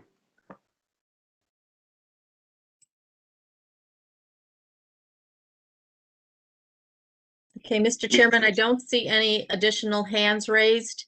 Okay, so Director we've had a, Sager and Carrie could lower your hands. We do have a motion and a second, so we probably just need to get our roll call in. great. Well, if you will do that, take the roll, please. Okay. Director Andalcio, Aye. Director Canty, Yes. Director Carey, Aye. Director Colson, Aye. Director Frega, Director Fuentes, Aye. Director Gathing, Aye. Director Groven, Aye. Director Holt, Aye. Director Cotel, Aye. Director Lewis, Yes. Director Melvin, Yes. Director Pang, Yes. Director Ross, Yes. Director Sager, Yes. Chairman Dillard, Yes, 16 ayes. thank you. And that is so approved. Moving on, we'll go to item 7C, which is an ordinance approving the 2022 budget call for the annual budget, 2-year financial plan and 5-year capital program. And as always, Bill Lackman, this one's yours, my friend. Yes, Chairman Dillard, it is not only mine, but presenting with me today, sorry, No, go ahead. I'm sorry. but presenting with me today is RTA Manager of Capital Programs, Tatiana Jain. This morning, we are seeking board approval to release the Budget and Capital Program Call, or simply Budget Call for short, kicking off the 2022 Budget and Capital Program process. First, I will cover the purpose, components, and operating portions of the budget call. Then Tatiana will present the capital program call. Finally, I will review the budget calendar and request the board's approval to release the 2022 budget and capital program call. A year ago, we released the 2021 budget call into a world of uncertainty. Well, there is now reason for optimism as we begin to emerge from the effects of the COVID-19 pandemic. Considerable challenges to our transit system remain. Next slide, please. The budget call defines the budget development process. The proposed 2022 funding amounts, budgets, and capital programs, in other words, all of the numbers, will follow in the coming months. The annual budget planning process begins in May and culminates in December, when the board will consider the service board budgets and capital programs for adoption. The budget call lays out the budget planning process in detail. The RTA and the service boards will work through each step, leading to a comprehensive 2022 through 2024 regional budget and financial plan, and the 2022 through 2026 capital program. In particular, we will be looking for the proposed Service Board 2022 budgets, and especially the 2023-2024 financial plans, to support the RTA's COVID recovery strategy as it evolves over the next few months. Next slide, please. Key components of the budget call are shown here. The regional economic outlook is the basis for the sales tax forecast used to set funding levels for the service boards, as well as for the service boards' forecast. The news is far better now than at this time last year. Vaccinations are progressing steadily, with about 37% of Illinois residents fully vaccinated, including almost 73% of those aged 65 or older. Regional unemployment, which peaked at 16.4% in April of 2020, has improved to 8.2% during the first quarter of this year. And RTA sales tax results continue to exceed expectations, as Bea mentioned earlier. In addition, as you heard during the Executive Director's report, the flow of state PTF funding to the RTA has improved dramatically as Illinois works to get and stay current on its obligations. The service boards must examine their individual transportation markets and develop service plans that address the needs and opportunities of those markets. Significantly challenging this year due to the uncertainties surrounding ridership recovery. The service boards provide templates. The budget call provides templates of the information requested by the RTA from the service boards. This information includes revenues and expenses by category, recovery ratios, staffing levels, operating statistics, and financing parameters for any planned debt issuances. Again this year, the service boards will include projections of the amounts of federal relief funding needed to balance their budgets and meet recovery ratio requirements. For the capital program, the service boards will be required to provide descriptions of all planned projects and how those projects tie to the capital program's strategic core requirements and regional strategic plans. Next slide, please. The approach for the 2021 budget year was for the service boards to develop proposed budgets which relied on CARES Act funding and showed any remaining gap to be filled with prospective additional federal relief funding. Subsequent to the CARES Act, additional federal relief funding did come to the region, namely $486 million of CRISA funding and approximately $1.5 billion from the American Rescue Plan Act, or ARPA. As Doug mentioned in the 2021 budget amendment presentation, CARES and CRISA funding have been fully allocated by the board and should support projected operating expenses into 2022. Concurrent with the development of the RTA funding marks, the RTA staff will work with the service board finance teams over the next several months to develop a novel and equitable approach for the allocation of the ARPA funding within the broader context of Step 3 of the COVID recovery strategy. In this period of continued uncertainty, ARPA funding will provide critical support for operations not only in 2022, but also in 2023 and potentially into 2024. Therefore, the RTA will adopt a staggered approach that preserves unallocated ARPA funding for distribution in subsequent years. Federal relief funding has been immensely helpful in weathering the COVID storm, but the operating budgets will soon need to become self-sustaining once again. Reasonable fair revenue forecasts based on credible ridership assumptions and an accurate sales tax projection will be more important than ever for this budget cycle. In summary, the goal of this budget season is to provide a clearer picture of the transition to the new normal. What the new normal looks like will depend heavily on regaining previous riders and attracting new ones to the transit system. Continued capital investment will be needed to accomplish that. As promised, my colleague Tatiana Jain will now address the capital program portion of the budget call. Next slide, please. Good morning, Mr. Chairman and members of the board. The capital program for each service board should continue to identify all capital projects to be undertaken in the 2022-2026 program period in line with the capital program strategic core requirements and goals identified in Invest in Transit.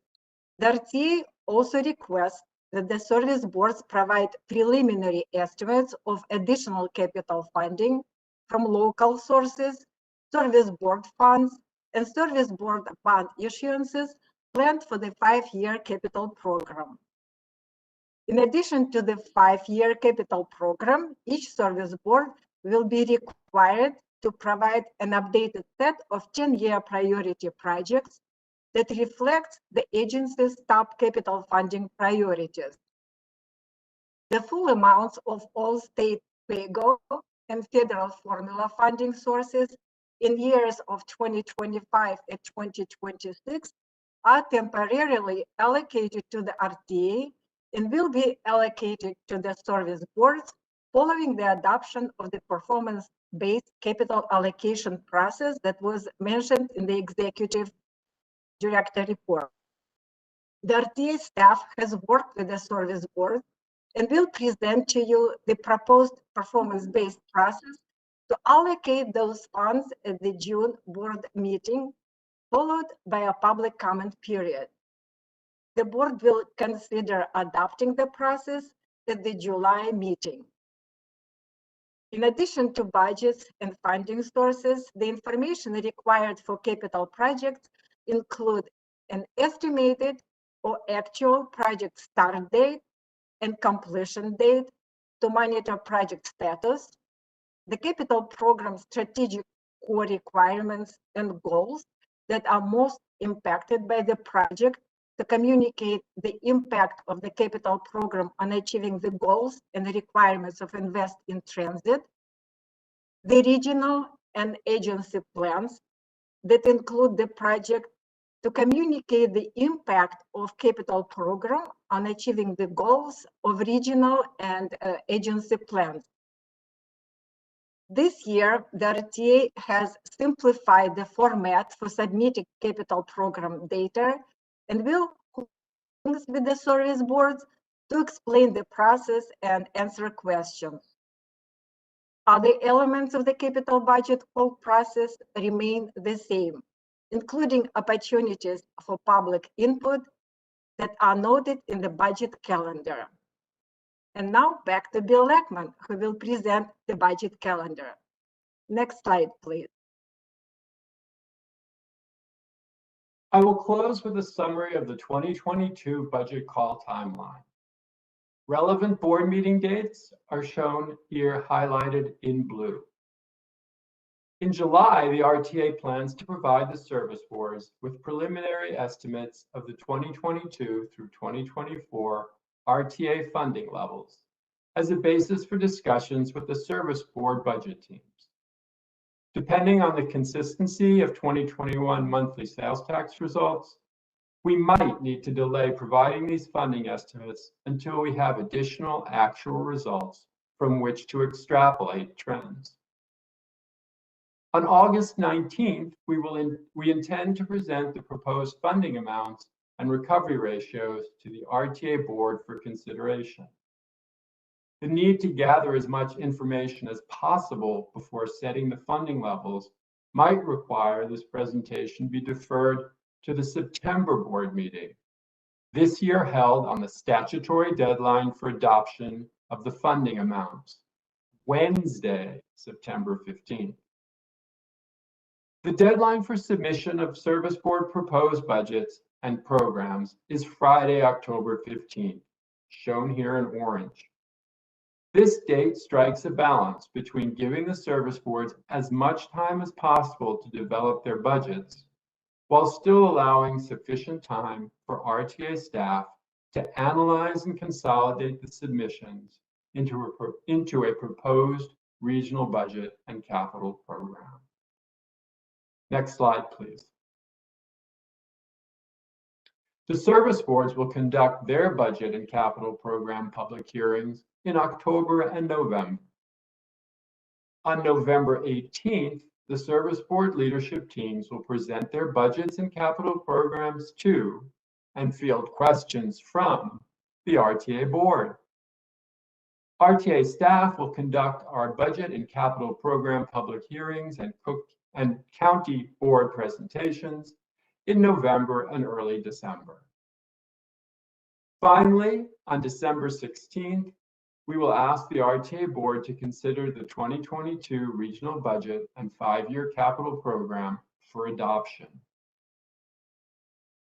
That concludes our presentation seeking board approval to release the 2022 budget and capital program call. Tatiana and I will be happy to answer any questions. Back to you, Chairman Dillard. Thanks, Tatiana and Bill. You guys are a good tag team there. Are there any questions on this item? I'm scrolling.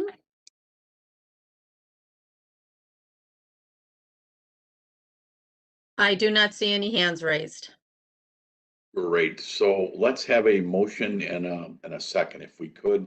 And then Audrey, will you please take the roll? Sure. Director Cotel makes the motion and Director Canty seconds. So the roll now begins. Director Andalcio. Yes. Director Canty. Yes. Director Carey. Aye. Director Colson. Aye. Director Frega. Aye. Director Fuentes. Aye. Director Gathing. Aye. Director Groven. Aye. Director Holt. Yes. Director Cotel. Aye. Director Lewis. Aye. Director Melvin. Yes. Director Pang. Yes. Director Ross. Yes. Director Sager. Yes. Chairman Dillard. Yes. 16 ayes. Thank you. And item 7C is approved. Item 7D is an ordinance selecting a fiduciary to the CTA Retiree Health Care Trust Board of Trustees and to the CTA Retirement Plan Board of Trustees. And Bill, you want to quickly explain this one to us? Certainly. Good morning again, Mr. Chairman and directors. This is RTA Treasurer Bill Lackman. And before you is a request to reappoint Joseph Burke to the Board of Trustees of the Retirement Plan for CTA employees and the Board of Trustees of the Retiree Healthcare Trust for CTA employees, effective June 1st, 2021. First, a little background for newer members of the board. The Board of Trustees of the CTA Retirement Plan has 11 members, and the Board of Trustees of the CTA Healthcare Trust has 7 members. The RTA Board appoints 1 member to each of these boards, a professional fiduciary who has experience with collectively bargained pension and retiree healthcare plans. The RTA Board initially appointed Mr. Burke to this role on November 18th, 2010, and subsequently reappointed him on March 17th, 2016. As for Mr. Burke's requirements, he has been involved with the administration and management of employee benefits for approximately 35 years. He has served as the administrator for the Iron Workers Mid-America Pension and the Iron Workers Mid-America Supplemental Monthly Annuity Funds, and as assistant counsel for the Central States, Southeast, and Southwest area pensions and welfare funds, as well as in various staff and administrative positions with those funds. Mr. Burke has also served as secretary, treasurer, immediate past president, and chair of the International Foundation of Employee Benefit Plans. He has taught more than 100 courses for the organization. Closer to home, he has served as a trustee of the Oak Lawn Police Department Pension Board. Mr. Burke is on the call with us. I'd like to introduce you to him and give him the opportunity to answer your questions about his experience and qualifications. Joe?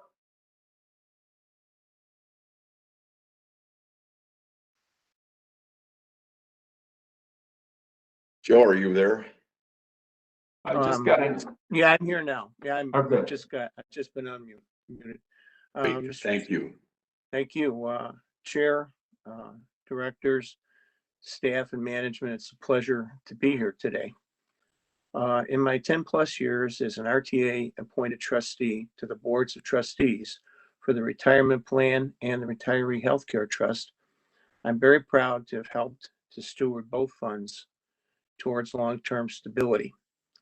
The retirement plan, which is over 20,000 active and retirement participants and families, has remained on target to meet its long-term statutory funding requirements. When employee and employer contribution increases have been required, the board has acted responsibly to meet its fiduciary obligation to the participants. The Retiree Healthcare Trust, which is basically a relatively newly created entity of just over 13 years, has thrived. It began with just over $528 million and now has over $1 billion in assets.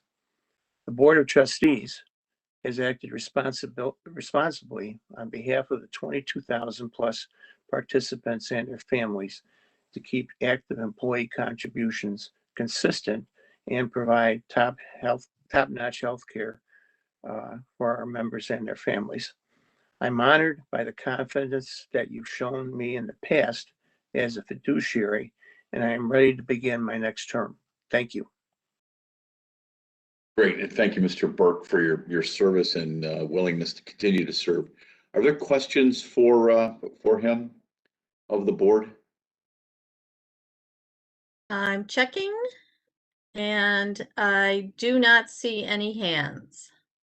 Great. With that, then, how about a motion and a second to approve Mr. Burke? Director Groven moves and Director Ross seconds. Great. Madam Secretary, take the roll, please. Director Andalcio, Aye. Director Canty, Aye. Director Carey, Aye. Director Colson, Aye. Director Frega, Aye. Director Fuentes, Aye. Director Gathing, Aye. Director Groven, Aye. Director Holt, Aye. Director Cotel, Aye. Director Lewis, Yes. Director Melvin, Yes. Director Pang, Yes. Director Ross, Yes. Director Sager, Yes. Chairman Dillard, Yes. 16 ayes. And Director Groven, I see you have your hand up. Oh, nope, it's down now. Okay. Joe, congratulations. And item 7D is approved, and thank you again for your willingness to serve. Deeply appreciate it. We'll move on to item 7E, which is an ordinance authorizing a contract with Dell Technologies for Microsoft licenses supporting cloud services. And George, this one's yours. Thank you, Chairman Dillard. Good morning, board members. I'm George Coleman, the Director of IT here at the RTA. This ordinance requests approval to enter into a contract with Dell Marketing Services for an amount not to exceed $1 million. It's important to note that this is a piggyback on a state contract, which was competitively bid. The services on this contract include Microsoft licensing for all RTA servers and workstations, Premier support, and the ability to use Microsoft cloud-based applications. This contract will be good for a period of 3 years, and it is a replacement of the current expiring contract with CDW. Thank you. Any questions as I speak through my Dell laptop? I am scrolling. I do not see any hands. Then let's have a motion and a second, if we may. Director Carey makes the motion and Director Gathing seconds. Great. And with that, Audrey, please take the roll. Okay, Director Andalcio, Aye. Director Canty, Aye. Director Carey, Aye. Director Colson, Aye. Director Frega, Aye. Director Fuentes, Aye. Director Gathing, Aye. Director Groven. I believe Director Groven had to leave, so he That's is not correct, here. Audrey. That's correct. I'm sorry? It's Leanne. I said that's correct. He just texted me that he did have to drop off. Okay, Director Holt, Aye. Director Cotel, Aye. Director Lewis, Yes. Director Melvin, Director Pang, Yes. Director Ross, Yes. Director Sagar, Yes. Chairman Dillard. Yes, 16 ayes and 1 absent. thank you. So item 7E is approved. Thank you. Item 7F is an ordinance authorizing the 2021 and 22 renewal of excess liability insurance by the loss financing plan and joint self-insurance fund. And our general counsel Nadine will brief us on this one. Good morning again, Chairman and Directors. I know that title and the name of the program is kind of a mouthful. It's my understanding that some of the more recently appointed directors would like a little bit of background information on this program. So I will try to be brief, but I will give you kind of a high-level explanation of what's going on with this particular item. The loss financing plan and joint self-insurance fund comprises a 2-part program. The first part is kind of an emergency fund, if you will, like a savings account from which the service boards can borrow should an unexpected loss or judgment arise. The second portion of the program is a mechanism for purchasing excess liability insurance jointly for all 4 agencies. The program operates pursuant to a 4-party agreement.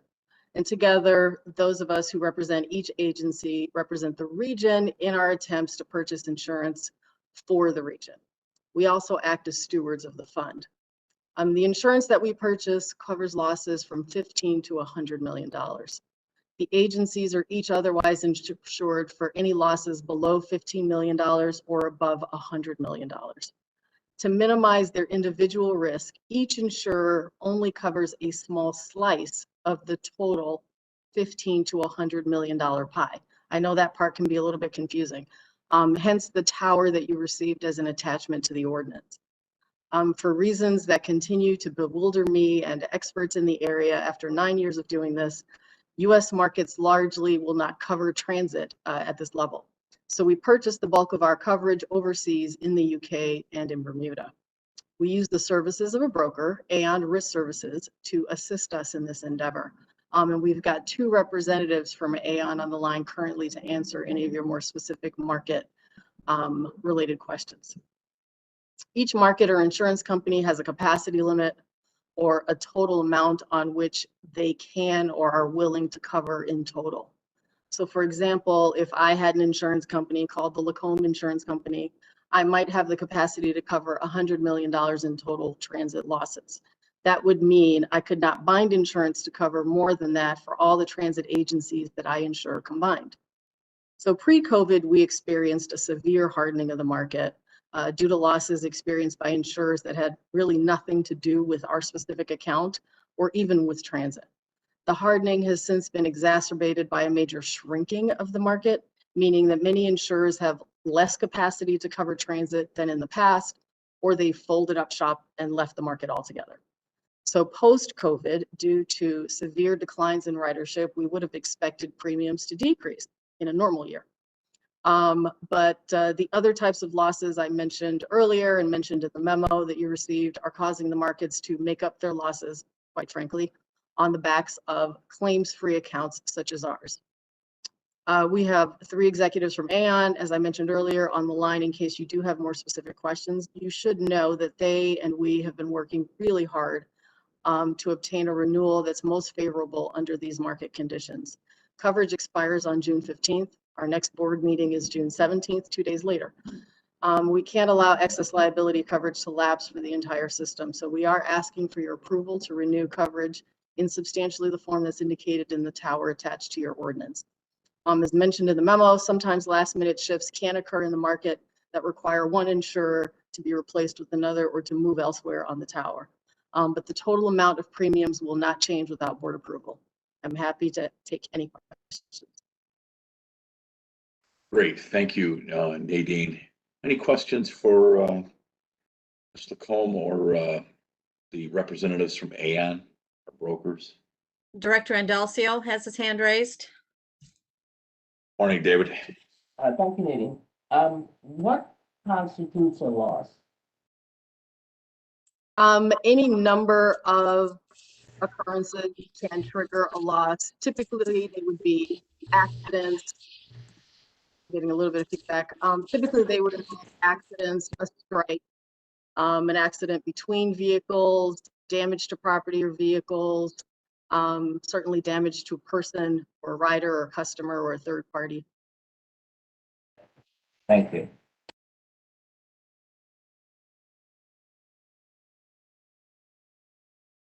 Director Colson. Yeah, does this cover terrorism attacks or epidemics or catastrophic things like that? It is meant to cover terrorism, but as I think I mentioned in the memo, exclusions are on the rise. So things like cyber attacks are excluded. We now have a communicable disease exclusions, obviously due to the pandemic. So it's not that's covered, but there are some exclusions such as communicable diseases and cyber. Thank you.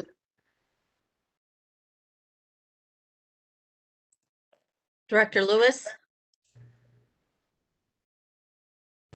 Counselor, you mentioned what was on my mind, which was cyber attacks. And where in our coverage process do we have some kind of protection? Because cyber attacks are something that have been very popularized, particularly that pipeline situation, and we are exposed. So any comment on that?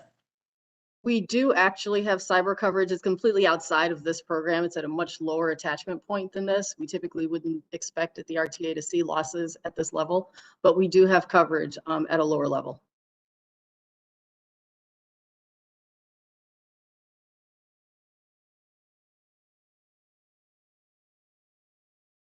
I do not see any additional hands. I'm going to take one up. Director Fraga, you have a question? You have to unmute and lower your hand. Okay, and I'll lower my hand. Okay, this is the RTA insurance. Does Metra and PACE have insurance also? Yes, this program covers all 4 agencies. Metra and the service boards also have separate insurance at the lower and higher attachment points, but this covers all 4 of us from $15 million to $100 million in loss. Thank you. Sure.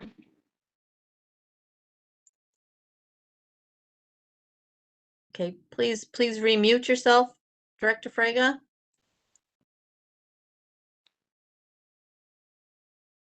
See any other hands, Madam Secretary? I do not. If not, how about a motion and a second to approve the item 7F? So moved. Hold on. Director Holt moves and Director Lewis seconds. Right. Don't do my job there. Thank you, too. Will you please take the roll, Madam Secretary? Director Andalcio. Aye. Director Canty. Aye. Director Carey. Aye. Director Colson. Aye. Director Fraga. Aye. Director Fuentes. Aye. Director Gathing. Aye. Director Holt. Aye. Director Cotel. Aye. Director Lewis. Yes. Director Melvin. Yes.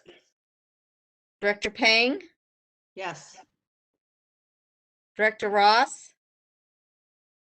I believe he had to leave. Director Sager. Yes. Chairman Dillard. Yes. 14 ayes with 2 absent. Great, thank you. And that will be so recorded, and we will continue to be insured. And thank you to Aon for your continued assistance in this very strange insurance market time as well.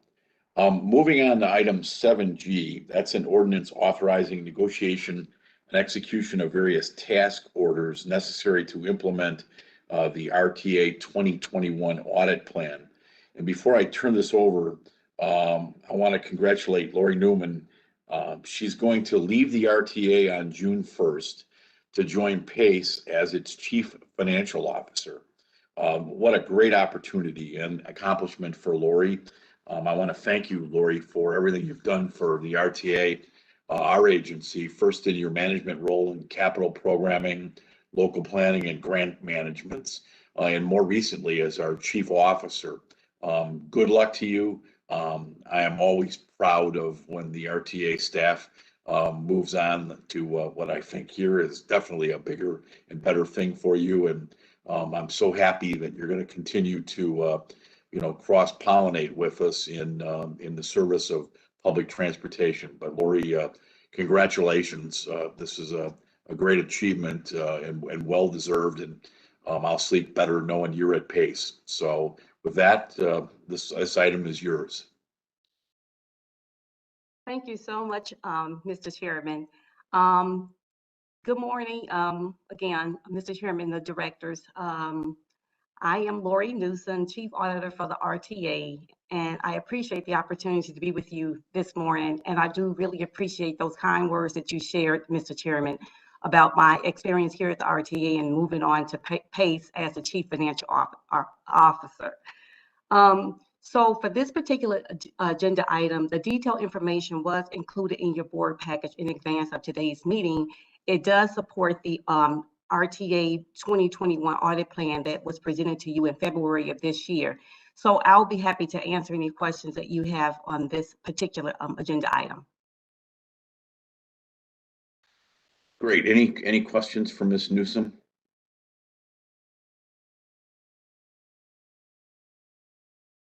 I see Nadine has her hand up. I know that technically I'm not on the agenda. Don't hurt me, Audrey. Okay. Did want to say a couple words about Lori before she leaves the agency, since this is her very last meeting as a member of the RTA team. I wanted to give her a special note of thanks for everything she's contributed to the RTA during her tenure. The board probably has or soon will receive her regular report, and in it you'll see how much she's accomplished literally in just one quarter. She tirelessly advocates for what's right, for best practices, for minimizing conflicts of interest and maximizing efficiency, and for appropriate financial controls. But most importantly, she's been the constant voice of our customers, especially in her prior role in capital programming. She's always bringing us back to our purpose, which is service to the writing public. So Lori, you've been a fantastic friend, a great sounding board, and I wish you all the best in your new role. And we all know you're going to do an excellent job continuing Dominic Cuomo's work at PACE, and we're going to miss you. Thank you, Nadine. As you know, I really don't like to talk a whole lot, and I'm going to tear up. But I just want to say that my experience here at the RTA has propelled me, even positioned me to take on this new role at PACE. And I'm going to be very honest with you. When I first interviewed for the job at the RTA, I was really a little reluctant, because I was coming to the RTA with about 2 decades of experience in affordable housing, and transportation was a little bit different. And I remember sitting in the interviews with Jill, Jessica, and at one point Nadine and B, and, just listening to how they talked about, really the heart of transportation. And I said to myself, you might, be a little insecure about taking on this challenge in transportation, but really what you're doing is what you've done for the past 2 decades. You really have helped improve the quality of life for people. In your first part of your career, in my first part of my career, I improved the quality of life for people just trying to around affordable housing. And now you're doing the same thing, you're just gonna do it in a different light, and you're gonna do it around transportation. So I'm saying all that to say is that I came to the RTA with a little bit of knowledge of transportation, but I leave with a wealth of knowledge, and that's because of the great people that I had an opportunity to work with at the RTA So I just want to say thank you to the senior team, Leanne, Jill, Nadine, B, and others, and also to all the people that I had an opportunity to work with. So I really do appreciate that. And I'm going to miss the RTA, but I do get a chance to continue to work with staff. Thank you.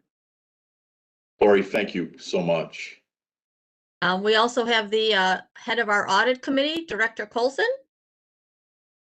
Yes, on behalf of the audit committee, we're going to miss you, Lori.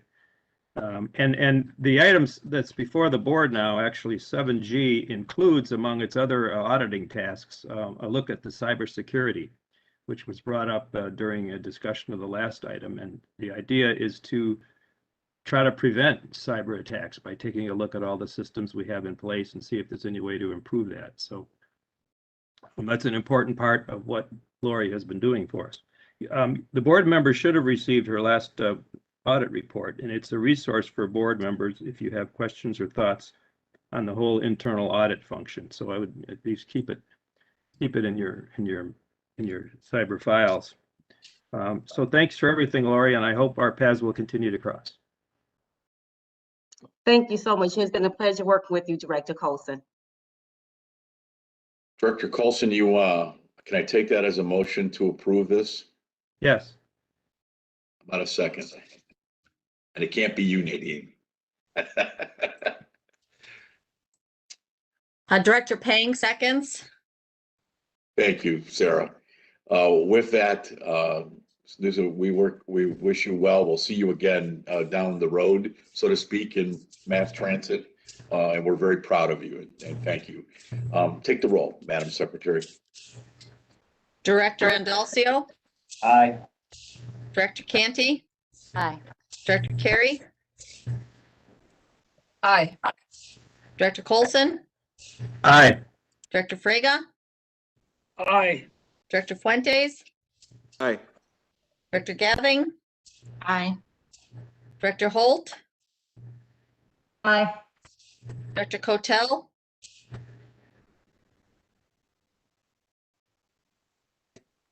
Director Cotel. Aye. Thank you. Director Lewis. Aye. Director Melvin. Yes. Director Pang. Yes. Director Sager. Director Sager. Yes. Thank you. Chairman Dillard. Yes. 14 ayes and 2 absent. Thank you, and that is so approved, the audit item there.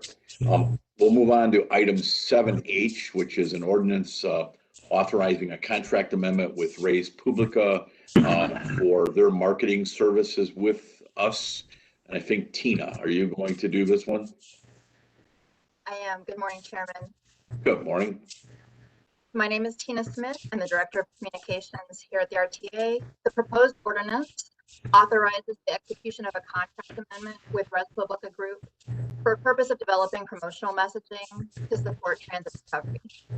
The amendment will add 1 year and $250,000 to the contract for a total amount not to exceed $599,000.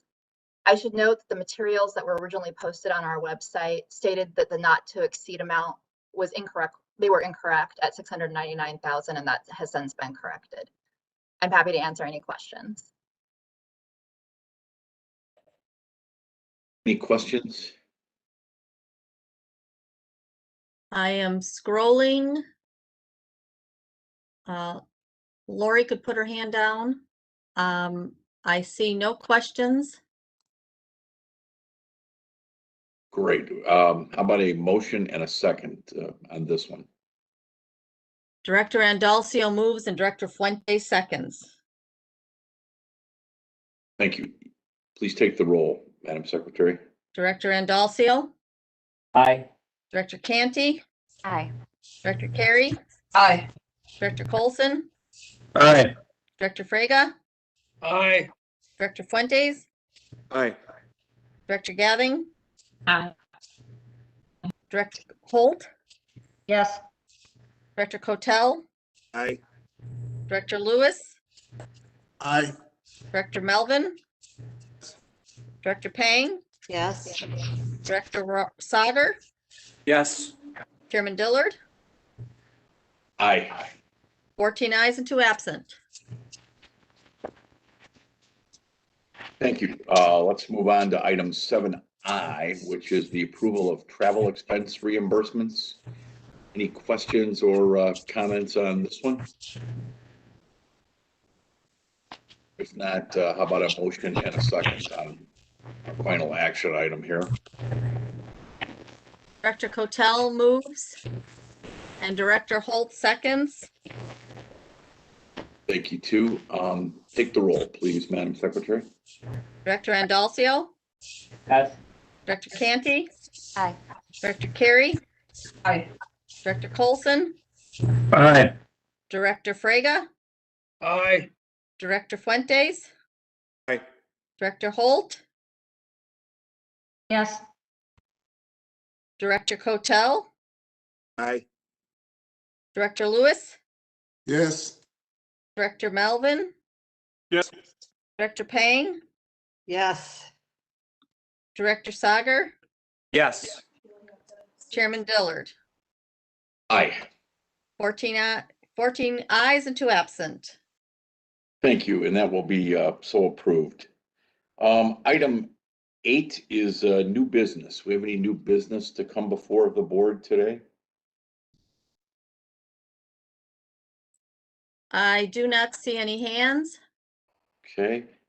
As a reminder, the next scheduled meeting date for the RTA board is on Thursday, June 17th, beginning at 9 o'clock in the morning.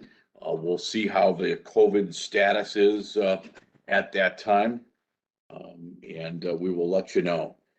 Before we adjourn, I have some news which I think is sort of leaked out, but after more than 30 years of service to the RTA, Audrey Cole has our wonderful Madam Secretary, as we refer to her, but she's more than that. She's a jack of all trades at the RTA, has announced she will retire at the end of June. Audrey has served the agency through various highs and lows with tremendous diligence and dedication. Like those of you who have witnessed massive changes to the industry and to the board and the staff all know how well she weathers and helps us through these changes. She is just critical to the RTA, and as you know, you see emails from her at 5 o'clock in the morning. Her dedication is amazing. So with deep gratitude and fondness, Audrey, this is not your last meeting. Your last meeting, she will be here next month, will be her last meeting. So we'll save all our salutations and great praises for you then.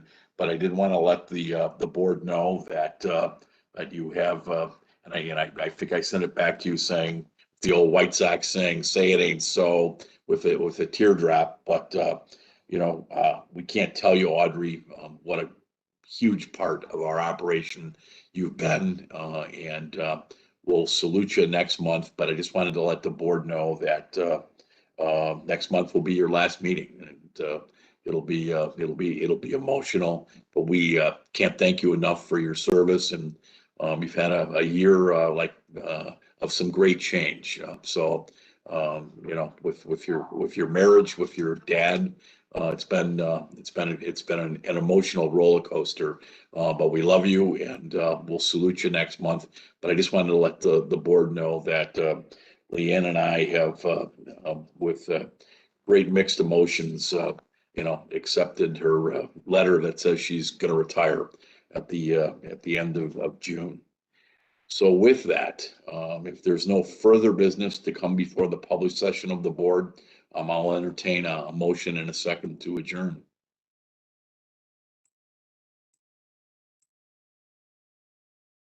Director Holt makes the motion and Director Carey seconds.